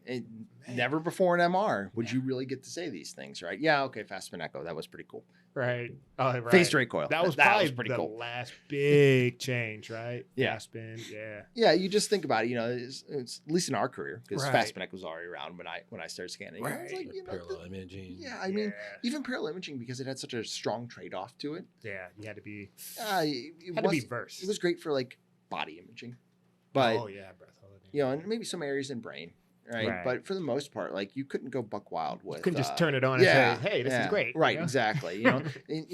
There were Well, speaking of body imaging, is this like compatible with propeller? buddy. Ooh, So man. 30 release, which is FDA approved. It's out there. It's in pilot phase right now. The full clinical install is probably sometime late March, early April. I don't know that, they don't give me those exact dates until it's like fully baked. But Right. yeah, so we can talk about 30 and we can talk about, I think we got a slide We that do I'll have- show you. But yeah, Oh yeah, so it's, because there's a lot more that comes with that 30 release, right? Yeah. I'm So, excited about that. so it'll be super cool, right? We've got, 29, if you got 29 today, and you have ARDL, you've got it on 2D sequences pretty much across the board. And there's a couple little caveats in there, but 2D sequences pretty much across the board. So 30 will bring 3D.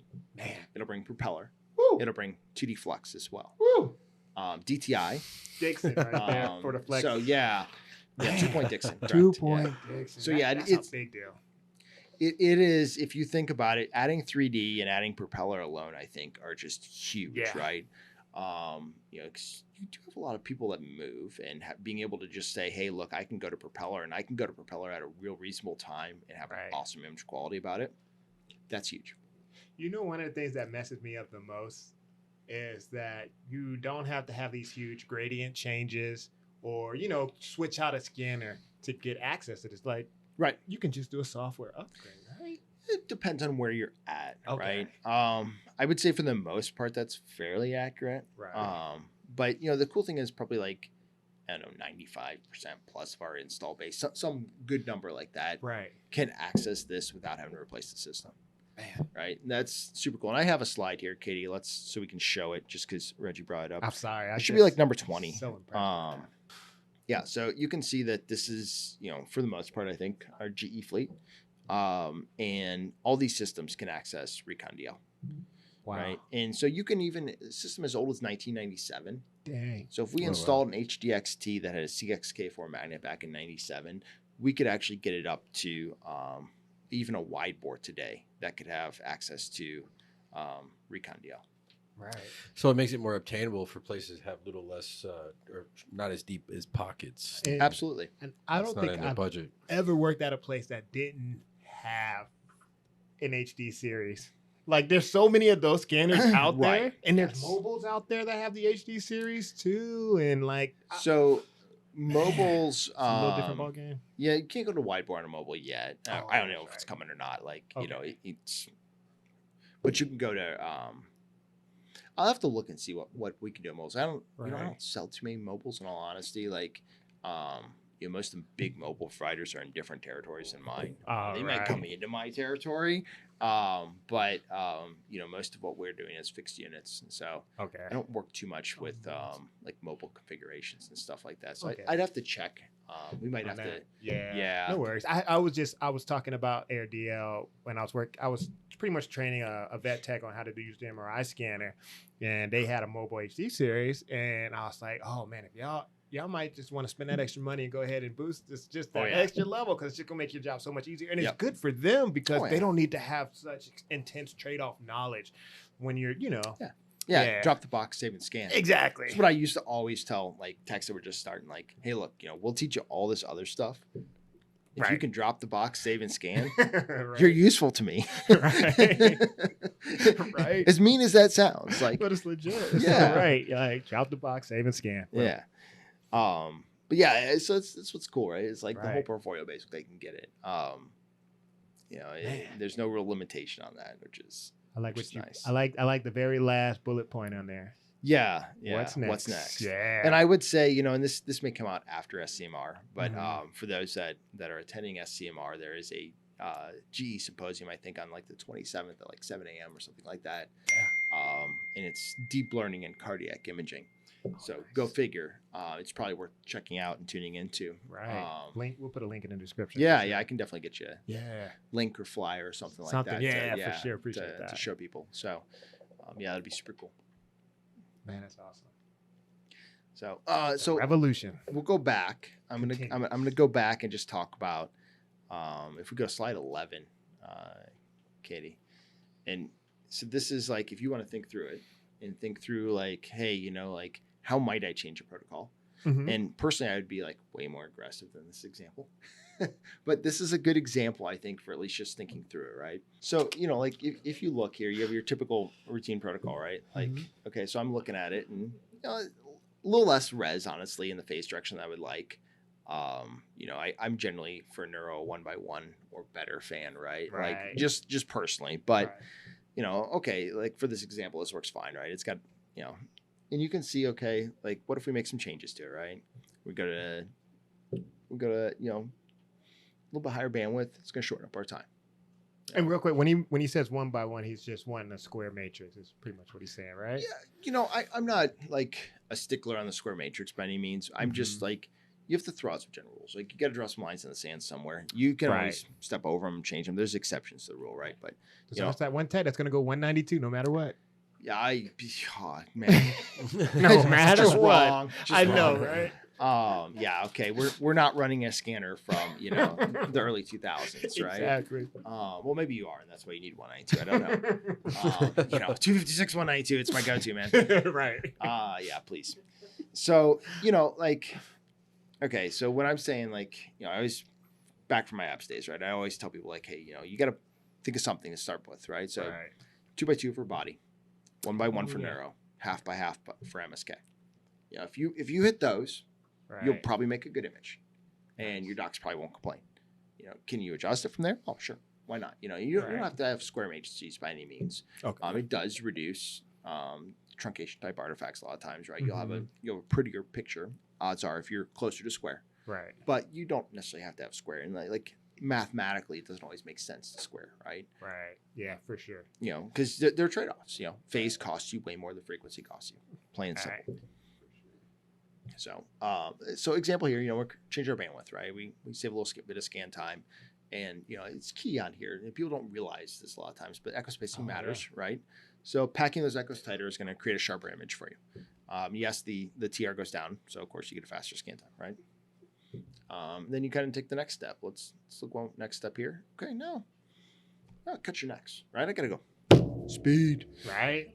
So I'm gonna go to one next, and I'm gonna add some arc, right? Right. Now I'm down to 50 seconds. Good job. But I've got noise, right? It's getting noisier. And this is what happens when you do these things, right? For sure. And then you go next, and I see, let's jump the resolution. This is, in my opinion, not a big enough jump in resolution. I would have gone to town a little more. Where would you have gone? I would have probably made sure my phase direction was at least one. Okay. For sure. You know, I don't know if the frequency direction needs to go too much more. It can possibly, and you could probably go up a little more on your bandwidth too, right? Right. Like I would have played it to where I gradient out, so you can actually surf your bandwidths, and there'll be one that'll give you your lowest possible echo spacing, right? Oh, right. And I like that. Surf it. I'm gonna use that. Good. So, yeah, I mean, because there'll be a point of diminishing returns too, right? So, like, you'll go, okay, you see your echo spacing dropping as you're increasing your bandwidth, and then suddenly it won't drop anymore, Right. And then actually, it'll probably start to go the other way at some juncture where it starts to go up. So you go to the lowest possible bandwidth with the lowest possible echo spacing, you know, assuming there's no SNR challenges, right? Which, thanks to Recon DL, generally there isn't. Right. So you can optimize your echo spacing using your receive bandwidth. Wow. Right, so I probably would have done more than this, but this is still a good example. Do you know is this 1.5 or a 3T? I have no clue. No clue. Okay, that's not the point of this anyway, right? It doesn't even The matter. truth is, you know, it's probably pretty irrelevant 1.5 to 3T. Right.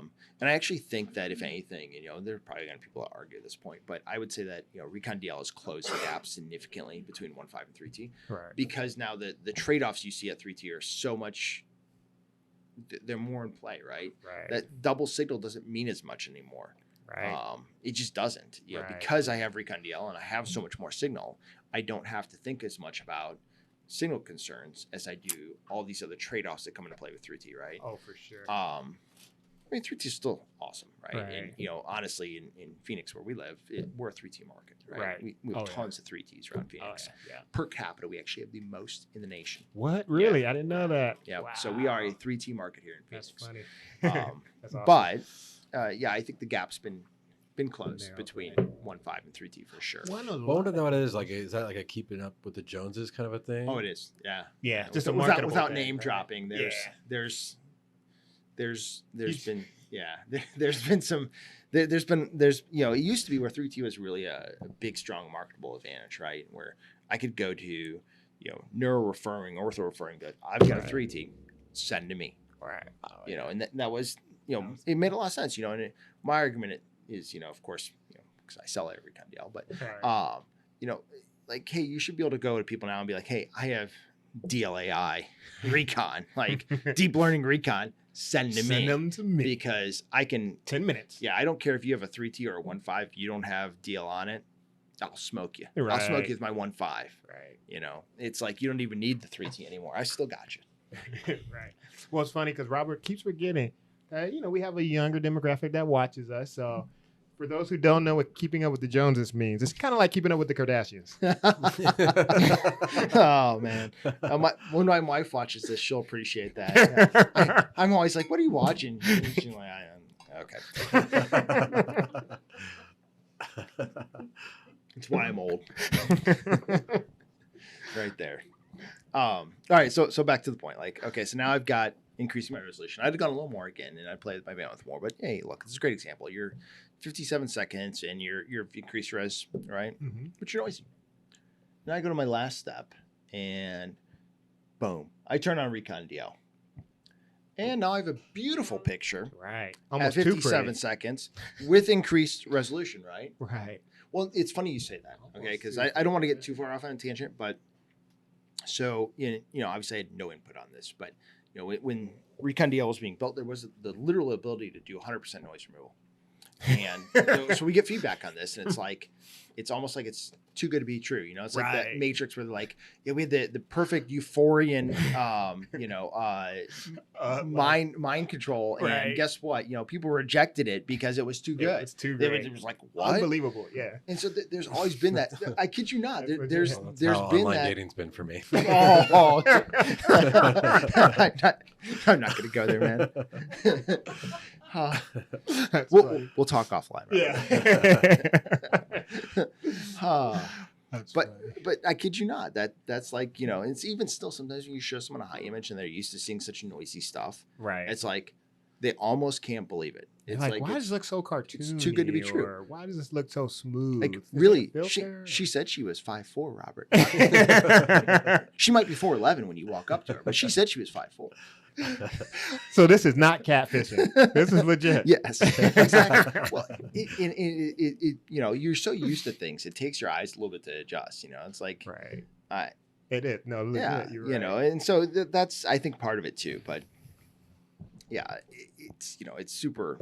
I mean, look at the zoom up here. You know, it's just across all of them. You know, the one that's the longest doesn't even look as good as the Not Recon even DL. Once you go to the close. next one here, Katie, Wow. right? And this tells you, like, again, you could have pushed the Recon DL one even more. Wow, that's like a Like- times 10 too. Wow. Yeah, look at that. It's just night and day, right? Wow. So, you know, again, it's a tool. It's a Right. tool you can use. You know, now as a protocol technologist, as someone who's scanning as a technologist, I have this tool. Look at the bone marrow too, which holds very well with the DL. Man, it looks really good. So now you have so much more power in your hands. Right. Right. Yeah. It's a game changer. You know, it's the easiest way to say it is it's just going to change what you can do. Man, this is, you know, I'm a huge techie, so like stuff like this just gets me fired up. Oh. Man, I love it. The world's not going to go back, right? It's only Right. going to go forward. You Right. look at, like, you know, some genius with a much higher pay grade than me figured out that, you know, AI, machine learning, deep learning, it was the way to go. Right. You know, like we had some stat, you know, that we were throwing up on a pre-RSNA, like, hey, we've got like I think 43 approved AI machine learning or better applications, right? In the medical OEM medical imaging space, we're ahead. We're pretty far ahead. You know, I think our nearest competitor had like 25. Right. So how you know, long have y'all kind of been working on it? I saw this, I want to say back in 2018-ish, I saw this. Now, it doesn't mean we weren't working on it before that. That just means... That's when it was ready for you to see it. Yeah, and I probably wasn't even supposed to see it back then. I was up at headquarters working on something totally different. Wow. And I happened to go next door to one of my friends, Holly. She's scanning on a Premiere, and she's like, you have to see this. I'm like, okay, whatever, you know, like, show it to me, cool. Right. And so back then it wasn't even inline. Like now it just shows up on your console. Was she like, do normal. you want the blue pill or the red pill? Well, yeah, it's basically what it is. I mean, so, you know, you would create the conventional and the DL, and the DL would take like 3 or 4 minutes to load. And, you know, she shows me that. I'm just like, how'd you do it? Like, what type of filter is that? Right. It's not a filter. It's not a filter. Dude. It's like, well, you know, right. It's like, and so just boom, mind blown, you know. And then ever since then, it's been like, okay, as soon as this comes out, dude, it's going to be awesome. Oh, for sure. And saying, hey, look, you know, I mean, Recon DL, super powerful tool. You know, if you look at the stats, right, you've got almost 20% improvement in res and a 70% reduction in scan time. Pretty crazy. Yeah, I'm sold. It would be hard to sell anything else or anything less at this point. Yeah, I mean, ever since it came out, I've yet to sell a system to a customer that doesn't have it on it because I wouldn't be doing them justice, right? Like, yeah, okay, we're gonna charge a few extra bucks for it, but in the grand scheme of things, and you're gonna have an MR bolted down for like 15 years, man. It's not going anywhere. Right. It's like I'd be doing you a disservice, you know. And time translates to that, right? So back to that operational thing. Yeah. So I think it's an easy sell. Well, even if it is more. Yeah, because the patient benefit, everybody benefits. Yeah, I mean that's the thing, right? Yeah. And this is, you know, we can toggle, and I'll jump to this real quick, you know, just to think through, you know, I think the last slide there, and like the one I got, So you think about this, and for our industry, it's 3 big groups, right? You got your patient, you got your referring, and you got your staff, right? So we get these surveys that come out, and it's like, hey, this is, you know, these are the big things that matter to our customers, and it's always patient, referring, and staff. And sometimes staff's above referring, and sometimes referring's above staff, but it's always these 3 things. Right. So if you're in a good place, patient's always first, right? And it always is. Always. No matter which place you're at, even if good, bad, whatever, indifferent, like anyone with half their soul that's in any position of leadership and imaging is going to answer with patient, as they should, right? They should, yeah. As they should. For sure. You know, so this is pretty consistent. So all you got to do when you take a technology, you say, how impactful is it really going to be? How industry changing is it really going to be? Is it truly innovative, or is it just novel? Because you might hear something on the surface, and you know, if I'm picking on someone too much, edit it out by all means. You know, like, because GE actually introduced this technology. We haven't brought it to market yet, but we introduced Freelium, right? The idea of helium-free magnet, right? Oh, yeah. Super cool. Sounds awesome. Like I say it, you're excited, right? Oh, yeah. Helium's such a huge cost. Right. But, yeah. And this is why maybe it never came to market for GE right away, right? Is when you apply these factors to it, you know, it tells you it's much more of a novel, hey, maybe the technology is eventually going to go this way type thing. Because what does it do for the patient? Nothing. What does it do for the referring physician? Nada. What does it do for the staff? Nothing. Yeah. 0, 0. So only people that benefit. A shortage, right? And so that's also a factor to consider. Yeah, it is. So it's up in the bottom. It's all about timing. You mentioned it before. Yeah. So it's an operational benefit. Right. Might be easier to site the system. Right. You know, we have zero boil magnets, but you know, if you buy a brand new magnet, it's got to get filled. You know, if you upgrade an existing magnet, though, doesn't necessarily have to get filled. Right. Again, it's a zero boil system. Right. So, you know, it just depends, right? For sure. But yeah, will the technology probably eventually go that way? It makes sense that it will, right? But should we be focusing our energy on that? I see what you're saying. Again, you know, is it something that's cool? Right. It's cool. Right. It is.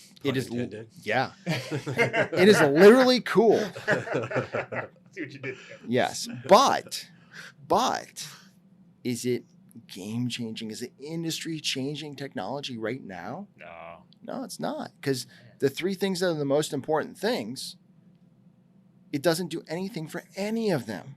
Right. So, if you're thinking about it, it's like, okay, Right. well, now let's play the same rules to something like AIR Recon DL. Okay, it's a huge win for the patient. Oh yeah. They spend less time on the table, they get better images. Right. Referring, you got happier patients, Oh yeah. and you're getting better images. You're probably Right. getting better reads by the rad You even. can probably Right? schedule faster. Yeah. The staff. Okay, well, as a technologist, do I want to drive something that's got performance-enhancing drugs? Oh yeah, man, I do. Makes my job Yeah, easier. I mean, it's you can just have so much more power. Right. So in the radiologists, of course, they're going to be happier too. Oh, Better yeah. images, right? Right. So yeah, Less callbacks. It's a bunch of stuff. it's a Yeah. win all the way around, right? Yeah. All these areas that are key, that are always key. It's game changing because it For sure. changes how these areas perform. So it, as an MR technologist, it's going to change your everyday life, For sure. right? And that's when I think, if you're thinking through something, that's one of the big things that it's like, hey, how do I? Got to check these boxes, Yeah. right? Like, Yep, exactly. So just other examples of it, right? This is kind of, I'm going back to the single shot abdominal image that's up there. So now, oh yeah. and I think this is key, right? This is 3 millimeter slice at 1.5. And so this is just thinking about, hey, now we have these cool things like AIR Coils and high channel count that we talked about. We have acceleration technology that works in that source data space, right? Right. So we could take advantage of these things. Whenever right? I think of conventional, I always think of spin echo. But things have kind of progressed, and now this is Recon, right? So we're conventional- talking about conventional Recon versus a AIR Recon DL image, right? Right. But yeah, so we're looking and we're like, holy cow, now I can go to freaking acceleration factor of 4 and make a pretty image. Oh yeah. Nailing it. And like there are things like, you think about like implied things, right? It's like, okay, it's a prettier image, but maybe Wow, there's that's with the AIR coil too. yeah. So that's how we're getting such a high acceleration factor, right? You can jump to 4 in a 2D image, 4 in a 2D image, Oh wow. because you have a lot of elements in your field of view. Right. Right? That's what you're saying in a 2D image. Yeah, because normally in a 2D image, you don't see acceleration factors around 4. Right. Normally, 3 is probably about the cap on a 2D. But because we have so many elements, Right. yeah, you can hit the gas, right? That's what's so cool about it, is now with Recon DL, you legitimately can take advantage of this I'm technology. thinking like shorter breath holds, right? Yeah. So right? less blurring. Better for the patient, better image quality. Yeah. But the thing along with shorter breath holds, and that, again, and sort of implied benefit that we don't always think of right away, is like, literally it's a shorter breath hold, so there's probably going to be less motion on the image, Yeah. right? Because the patient's going to be able to be more compliant with the breath hold. Right. Maybe you don't have to break it up into as many breath holds. Maybe it's For easier for them to get through the whole study. There's so many like See those fine levels of just sort structures. of benefits that, as you sort of work through it, that's like, hey, wow, this is why it's so much easier to do what I need to do. Right. It's because there's so many things that are streaming off of the one base level benefit of, I have so much more ability to drive the scanner how I want to drive the scanner. Oh, I bet this is just incredible with DWIs in the abdomen too, right? Yeah. So it will help those for sure, right? Because Right. it is compatible with the fusion. So Right. yeah, you can no more 16 necks. That's Right. good news. Exactly. Yeah. Right. 16 necks focus of the prostate. Yeah. Right. So that's and speaking of prostate, we'll flip to the next one, and this is I think pretty darn cool too, right? Because this is a game changer. If we think about classically how things have been done, everyone forced prostate to 3T. And then they did evil things like talk about an AIR coil. Oh yeah. Oh, As a technologist, that was always like my cue to peace out. Like, yeah. oh yeah, this is my break time, right, guys? It was. You're that guy. I was that guy, man. It's a hard conversation to have with a patient who was not expecting that. Too. And I was the same guy, by the way, that signed up for breast and cardiac day, knowing that as a male, I was just going to park my butt at the scanner and not have to do anything else.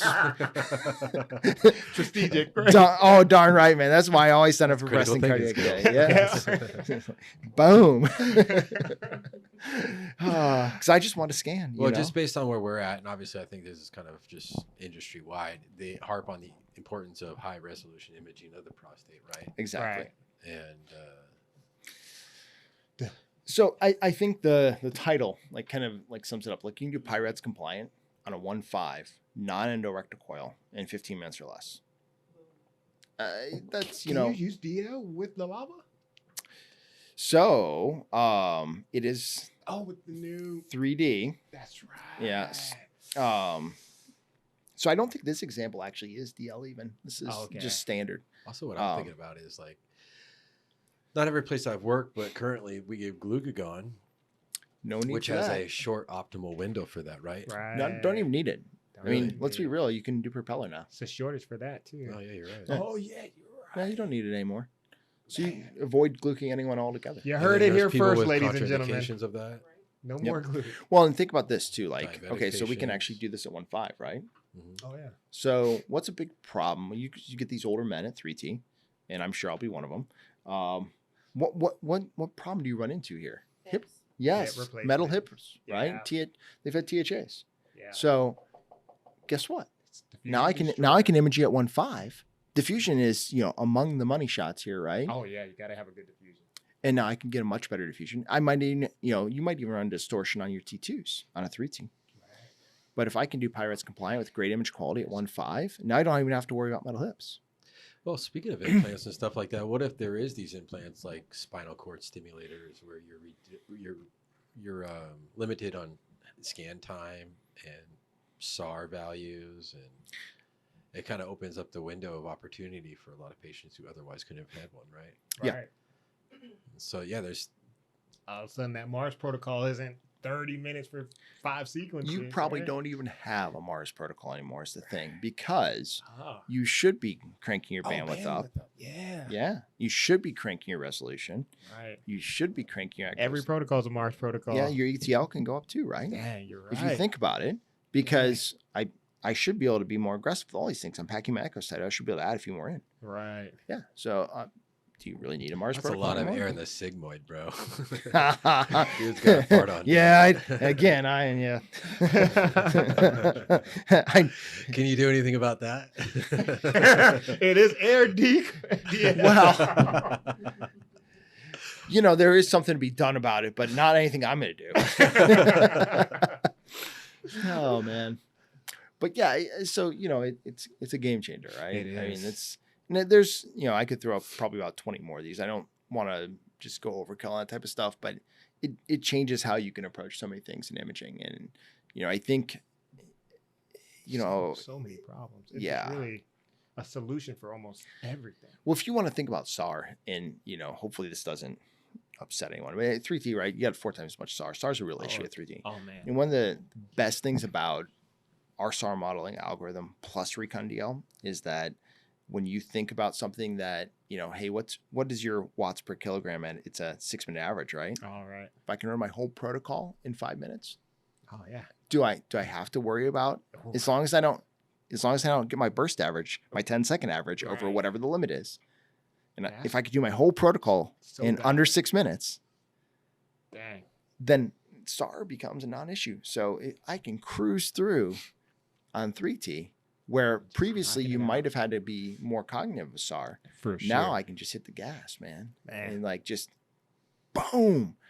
But I think there was a trend where the industry was headed towards high field, and Yep. it seems like it's kind of gotten some. Like the pumps, like, hold Yeah, on. yeah. Do we need to really go high field because it brought so many complications, right? Yeah. Yeah, Oh yeah, for sure. And now with all this AI stuff, everyone's kind of rethinking it. Like, maybe lower field might be the next move we should be trying. Again, I go back to 1.5 being the sweet spot, right? Yeah. Am I out there marked at 3T? Yeah. Right. Yeah. Dr. Canal that said that he thought that was going to be the direction of the industry. That it was going to be. Everybody thought it was more high field, but he was thinking it was more low field. Yeah, he called it. Well, and just because the safety aspect around it all, like, Hey, With 1.5 more signal, more noise. is Yeah. just More that great balance, susceptibility. right? exactly. And now you have so much power with Recon DL. Right. It's like, so, it's, there's still going to be people that get 3Ts. There's going to be great uses for 3Ts. right. That market's not going to go away. And it's going to take a while for the market to catch up and realize that the gap is closed. Maybe not completely closed, but it's a lot closer between 1.5 and 3T. It's, it takes years for people to sort of Oh, for sure. catch up to that, right? Right. Especially if you're not really heavy in the MR space, right? As a referring physician, you probably got about 20 other things, Mhm. on your docket, and maybe a lot of times it's the sort of the nurses at front desk that make a lot of decisions about where's the patient going to go? And patient knowledge now, right? Patients get a lot more choice. You get a form. There's like 6 different places you can go to get your imaging done at. Right. So I think it'll take a while for that gap to close, where people understand that, actually the more important thing is, do you have deep learning recon? Probably more so than do I have a 1.5 or a 3 Tesla magnet. I think once you start going under 1.5, you might run into some issues, right? Gradient performance, how to get a good diffusion, things like that. But once you're 1.5 or better, I think you're pretty rock solid on those things. I was wondering about that with, like, say, an open field, and how it could be used in that space. So I think the main problem, I worked on open as a technologist, and there's goods and bads about it, but I think the main problem in general is just that there's not a lot of vertical B0 research done, right? So almost all the work in MRs, ZX is B0. So there's no one really out there actively, no major player in the MR space out there actively developing the vertical B0 technology. So because of that, yeah, I think it's, yeah, I think that's the thing is it's a market, it's very niche of a niche. Yeah. And, on top of that, you look at, there's only a few big players really in the MR market, right? Oh, yeah. And so, if you're a startup or a little guy, like the idea that you're going to come in and, I got a vertical field and I got all kinds of money to do the research and R&D behind it. Like, let's get real. It's probably not going to happen. Would it be something super cool? It'd be something that excites me. Right. But then you put your feet down on the ground and say, okay, well, let's get real. We're not playing in that space. Well, 'cause the buy-in is still going to be super high. So your risk level is kind of high, just think about all the development that's got to go into it. And MR is not as simple as I develop an MR. I got to have coils. I got to have pulse sequences. I got to have software. I mean, there's so many levels to that. And that's why, fortunately for me, I work for one of the big 2. And, we have all that. Right. And so if you're an astute connoisseur, you're probably going to want to go with someone that has all that backing, right? We can, the R&D's there, the service is there, the longevity of the products there. Those things are. I don't know if you can speak to this, but I know one of the biggest questions I get from students is, of course, the whole licensing thing behind sequences, right? The different names for almost the same, thing. Might be a minor difference in that pulse sequence type, but is there a reason why it's just it's so important to separate the Fiestas from the rest of those types of sequences that are out there that are similar to a Fiesta? Like, is there a reason why they do that? Or why there's no generic name for some of the statement sequences? Okay, I gotcha. Yeah, I think, it's. I don't know if there's a great reason behind it. I think some of it is proprietary, right? So if I license a product, then I've licensed that product, right? And I want to go out and market it with whatever name. But I think in general that, like Fiesta is a great example. You got, are you talking between vendors or are you talking within GE? Okay, so you got Fiesta, you got a Balance SSFP, right? Yeah. You got Trufy. And I don't know maybe some of the other names, but they're all, they're all roughly the same thing. Those are the top threes, right? Yeah. So, I don't know that there's any specific reason else than, Because you're not going to sue someone for using a Fiesta on a Siemens, like naming a sequence Fiesta. I question whether, there's a copyright or some crap like that on it. Who knows, right?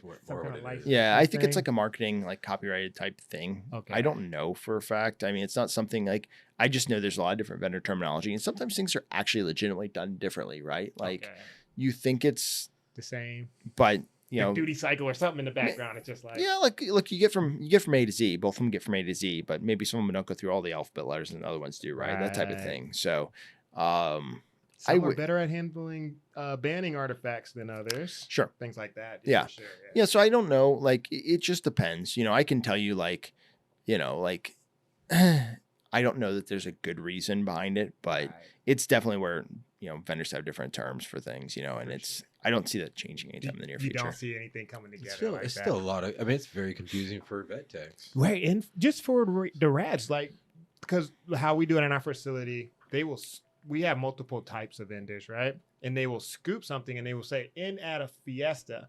So when it gets to us, if the technologist doesn't know what's equivalent to a Fiesta and they have it on a Siemens, Yep. you know, it's like one of those issues where, oh, this is just what they need. And they're like, well, why do we do this and not, so instead of using the actual Siemens, let's say for the IECs, it's the KISS. We do a space, a T2 space, because they want the dark vessels versus the bright vessels. So they're like, well, when I look it up, it says it's the KISS that should be the same as the Fiesta, but actually we're using, you know, it just creates this whole little... Oh yeah. Yeah, there's definitely going to be that. And I think, you know, fortunate or unfortunate, there's advantages to vendors for doing that, right? And maybe that's why it never changes. Maybe there's something in the copyright behind it too. I don't know. Sure. But, you know, if you us as technology need to pick it and just, you know, have a walkout until they all come together. Yeah, I mean, I don't see that happening anytime soon. Everybody's like, no, I need to get paid next week. No. I mean, you know, it would be summer camp retreat. We all get together around a fire, hash you know, it out. Again, this is nice to have versus need to have, right? Right. But it's the tech that could have been a tech for 20 years, maybe just at one facility though, and all they know is one vendor. Sure. And so it's not really but then, lack of experience. It's no, just, not at all. But you know, maybe you guys are more marketable because on your resume, I'm sure it says more than one vendor. Right. So exactly. Cool. That's true. Feather in your cap, man. There's a you know, benefit to it. There's almost always, you know, pro and con, right? Well, I feel like the registry can't even ask certain questions because of that. The way, like, they can't ask vendor specific questions just because of how diverse it is. Sure. So there's sequence types, like they have to say, you know, the very generic name instead of saying what people are probably going to be more familiar with.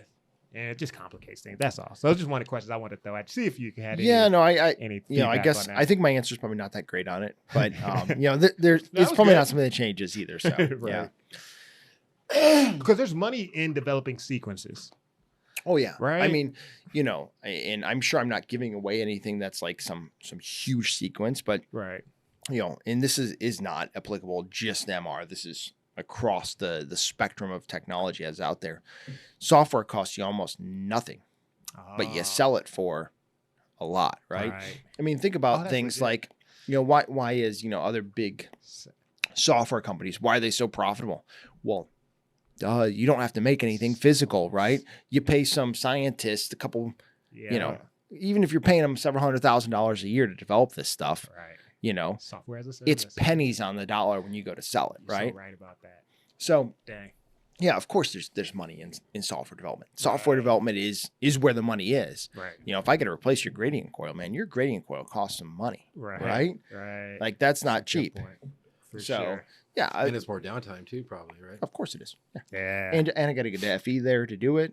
I mean, like anything hardware related is legitimate money for all parties involved. Right. Anything software related to an OEM that's selling that software, you know, again, even if it's just like buying Word on your computer or something like that, you know, think how many times that company has sold that over and over and over and over again because they got the license for it, right? Right. And that's just money in the bank, man. Money to work on developing something else, like maybe a DL or another game changer. Right. You know, and I thought one of the topics we might spin into is... We like spinning. Well, do you know where I'm going with that? Oh, very much so, pun intended. So recently, GE Healthcare became its own company. Oh. Right? So that was January 4th. Nice. Yeah. I didn't know that. So we spun off from GE as a whole. Yeah. Yeah. So it's, you know, I think that should yield more money invested in R&D and some things like that because now we're much more focused on just healthcare, right? Yeah. We're not paying our coins to Caesar, you know, because you know that when it's a big company like that, there's always part of it that gets siphoned off to go to the big company. Oh, for Does sure. that mean no more discounts on appliances? You know, I'm told I'm still going to get those, so I hope that stays. They're totally we'll find out. You. Yeah, it's probably yeah. So, but yeah, I mean that's a super cool thing, right? I don't know what all that's going to translate into because it's fresh and new, but I'm excited that hopefully that is much more focused on, you know, budget R&D right? and you know, because you know previously there was so much else to compete with. Now we're just healthcare focused. So I think that should be like a really positive change. That's awesome. Well, congrats on that. Yeah, thank you. Yeah, awesome, I'm excited, and it's like a new birthday almost, right? Yeah, I mean, there was a big hoopla made. I couldn't even read all the stuff that was getting sent to me about it. It's like, you know, among my other 200 emails, Right. these are all customer focused. This is about the spinoff. You know, it's like, let me go focus on the stuff that I actually got to get to first. But no, it's super exciting. And like I said, I really think it's going to mean good things down the road. Just as far as like, you know, avenues we pursue that are going to be just healthcare focused, you know, and I think more in our, you know, coming back to us, right? So, you know, for R&D and things like that, it's all going to be, you know, kept in house, right? Yeah, very exciting. Hey, you know, it was good. Like, you know, they told us like, hey, you know, we rated you at buy. I don't remember. I got an article. It's like they recommend buying our GEHC, man. Oh, right. So buy our stock. That's what they said. Yeah. So that's smart. It is a great time to get in now. It is. It just happened. What, the 4th? You said? Yeah, January 4th was spin. Yep. So yeah. Yeah. Link in the So, description. Yeah, it's pretty cool, right? If you use On 3 Podcast, no, I'm just kidding. Yeah, there's no discount. Sorry, guys. I don't even get a discount. So this is a subject that's obviously fascinating. I feel like we could go on for hours. Is there anything you think is high importance that we haven't covered yet? No, I think, you know, Recon DL wise, you know, I was going to talk about just like machine learning interpolation. I think that's a super interesting thing if you guys want me to hit on that. Versus traditional interpolation, right? Yeah. So, you know, if you go back to, I think it's slide 4, Katie, where we were talking about, hey, you know, here's your raw data, right? And you've got all this, you know, I've clipped the corners, but, you know, I mean, most people, almost every vendor has some type of interpolation. You know, typically it's zero fill, right? So, you know, in the process of conventional reconstruction, we've always kind of, for the blank spots, filled in, you know, hey, we'll make the matrix as big as we need to try and get rid of some of these Gibbs ring and truncation artifacts and just show more resolution. Right. We've always filled in zeros, right? And that's probably been wrong. It's a reality. It's probably been wrong. So if you find slide 7 there, Katie. So, you know, if I ask you guys to read this. That seems a perfect example. Yeah. This is great. So so this is alphabet, right? So I asked Robert when I got here, I said, hey, what do you think the most common letter in the alphabet is? And he said E. So I filled in some E's. Ah. Yeah. So you're going to make an effort at reading it. Sounds like one of Robert's freestyles. Right. And so this is like, if you think about like zero fill, right? We have all this extra space. We're going to fill in with zeros. Right. Yeah. We're going to guess. You know, that's what we've classically done for an interpolation. For sure. Like I said, it's probably been wrong. It's like the best guess, right? An estimation. You know, yeah, exactly. AIR Recon DL. Right. Now, instead of filling in with zeros, let's go to the next page. Machines can learn just like human brains, right? This is a great example of, you know, how powerful the human brain is and how sort of, if you're thinking about something that's like machine learning, right? Now, it's still not great, but I bet you guys can read this. Because we filled it in with all the letters you need. So the machine learning interpolation looks at the data we have and then makes educated guesses about what it should be basically beyond that, where we're going to interpolate, right? Important spelled wrong. All of it is. There's no. Oh, you're so stupid. I see what you did. Yeah. But wow. So okay. So pretty much it's a more accurate way of making that best guess. For your resolution. Yeah, Exactly. Because you're using previous data collected versus you're using your convolutional neural network, deep convolutional neural network that's applied to data in general, right? How to interpolate. And then you're using the actual data in your acquisition. To compare it. Yeah. And now what I fill out the interpolate area with is much more accurate. I see. And so then I end up with something I can read. Oh man. So the machine unwraps it all because I've not zero filled it. I filled it with machine learning data, right? It unwraps it all now. Right. And I can actually read it. So you recommend zip 1024 on everything just about? You zip if you want. Yeah. Zip it. Yeah. Zip it real good. So we can actually show, just because we're using that full raw data set, right? You're not clipping any corners, not rolling stuff down. You could put a side-by-side image of something that's Recon DL and that's conventional with the same exact resolution. And the Recon DL will have higher spatial resolution, like as far as visually appreciable detail. You know, even though the resolution numbers are the same, the visually appreciable detail is greater. So is this so is zipping still just a traditional interpolation? So in my head, I was thinking if you zipped it with DL on, then we're getting. So DL is going to take care of it no matter what. Right. Right. You're just defining what you want to go to, basically, I see. right? So it's either going to be 512 brick or 10 or 2 512 bricks, basically, which make a 1024, right? Right. But irregardless, DL will force it to be a machine learning interpolation. Interpolation. Okay. So there's no special like AIR interpolation No. or AIR zip. So, DL basically builds on existing tools, right? We can Right. still use ARC. We can still use all these other cool things we have. That's what I like about it. Yeah, it just builds on it, Makes right? it easy. Yeah. You don't have to train someone on how to use it. No. You know. Now this is a great example too.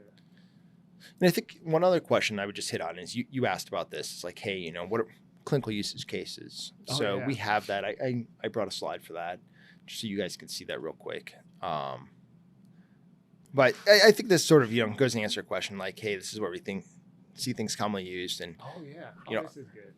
I like graphs and charts. Yeah. Aids for math. That's all we use. so just to give an idea, right, of where things are going and what's going to happen with everything. So Motion sensitive propellers and 3D. So I'm especially excited about 3Ds because, of course, you reformat your 3Ds, right? So you want them yeah, as isotropic as possible. Right. You want to really max Yeah. out that your resolution if you can. So I can't wait to get my hands on that and just really see how far I can push it. it'll be interesting to see. And I think it's probably another discussion down the road, but Right. it'll be interesting to see what happens if, because a lot of times people did put out this like idea of I can run one 3D and recon it and call it a finished exam. Right. And, I'd always poo-pooed that before because, where we were, it just wasn't realistic. For sure. The image quality wasn't there Right. for anyone that actually really cared about the quality of product they were producing and whatnot. Like, For sure. it's just not something you would have done, There's right? just certain artifacts that you can get, and to rule out an artifact from being an artifact versus lesion, you kind of want That's why we have 2 views, man. right. That's why we have 2 views. Right. Like, sorry, but so, I do think though that AIR Recon DL 3D may reintroduce some of the idea of maybe I run one 3D and I probably run another 3D and then the other weighting, Right. and then maybe I'm done. Boom. Boom. Nah. Maybe. That's too fast. Maybe. Well, 3Ds are going to be slightly longer, right? Because most 3Ds are going to be at Under- one necks Under already. 5, though? Oh, dude, yeah. Easily, huh? Oh man. Smoke. Oh, that's great. Yeah, because I'm gonna How about a T2 flare? yeah. Oh yeah, dude. Your 3D T2 flare, DIR. you're probably still gonna be sub 5. Oh, Yeah. man. 'Cause Because you're- DIR is tough though, and they come out still like even at a 7-minute DIR, it's still Noisy. noisy. Yeah. So Well, think about where Recon DL is going to work the best, right? It's going to work the best on things that are noisy. It's going right. to work the best on things that are high contrast. Right. Guess what? DIR is Yep. both those. Yep. Oh, Right. man. So just like your stir was Oh man. ugly Yep. before, now it's great. So DIR gets the same benefit, right? So Amazing. DIR is a long play out. We're not probably going to get around that anytime soon. Right. But you had ARC and you had Hypersense, and suddenly it becomes a lot shorter play out, right? Oh, for sure. Yeah. And there's other little tools in there too that you can play with. If you use focus excitation and things like that, you might be able to Oh, cut down nice. your phase field of view and things like that, depending on Right. anatomy, direction, and things like that. Because focus is a parallel transmit type of sequence, right? No, so focus is going to be parallel transit would be something that'd be 3T versus 1.5, right? So you'd have a Oh. multi-drive system in Okay. 3T to basically help out with B1 inhomogeneities. Mm-hmm. Right. So that's where you run into those terms. Focus is a way to deliver the RF where you don't end up with aliasing. Oh, right. Okay. Right. Right. So whether it's in a 3D or you're thinking of diffusion probably specifically, where Right. you've seen probably quite a bit from us For where we sure. have focus diffusion. But we also have hypercube, which Oh, yeah. is a focused excitation pulse as well Mhm. for 3D imaging. Right. Nice. Right. I think I've tested that with the IECs. which is Yeah. Pretty nice. And it's interesting, it's like, hey, where do I see things going? IACs will definitely move away from Fiesta right. and they'll move to Cube. Right. So you will run 3D AIR Recon DL Cube, right. probably Hypersense, Yeah. Hyper Cube, hyper it up, sure. man. Whoever came up with that from a marketing perspective, hyper, yeah. load it up, right? And Right. so now you'll have these beautiful 3D T2s and you won't have to worry about banding artifact and, flow artifact and some of the other things that have been, inherently problems with Fiesta type sequence, right? Cool. Yeah. Man. Well, I feel like we definitely need to have you back on. I know if a lot of people are gonna have a lot of questions. Leave those in the comment. That way, we have a good reason to bring Brad back.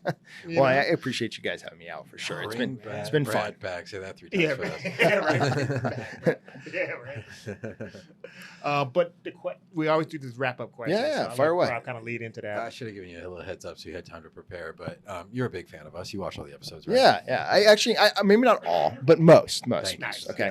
So I told you guys, like literally 2 podcasts I've watched. Joe Rogan, you guys. That's it. Oh, nice. Yeah, that's it. So I'm not a big like podcaster person at all, but No, I appreciate that. Jonathan like tipped me We'll off take about that. this, and I thought it was like so super cool. Right. And it's like, Love okay, that. yeah, no, I'm gonna watch their stuff because, being an MR geek, like, and hearing Right. other people talk about it's kind of cool. It's like I can relate, Right.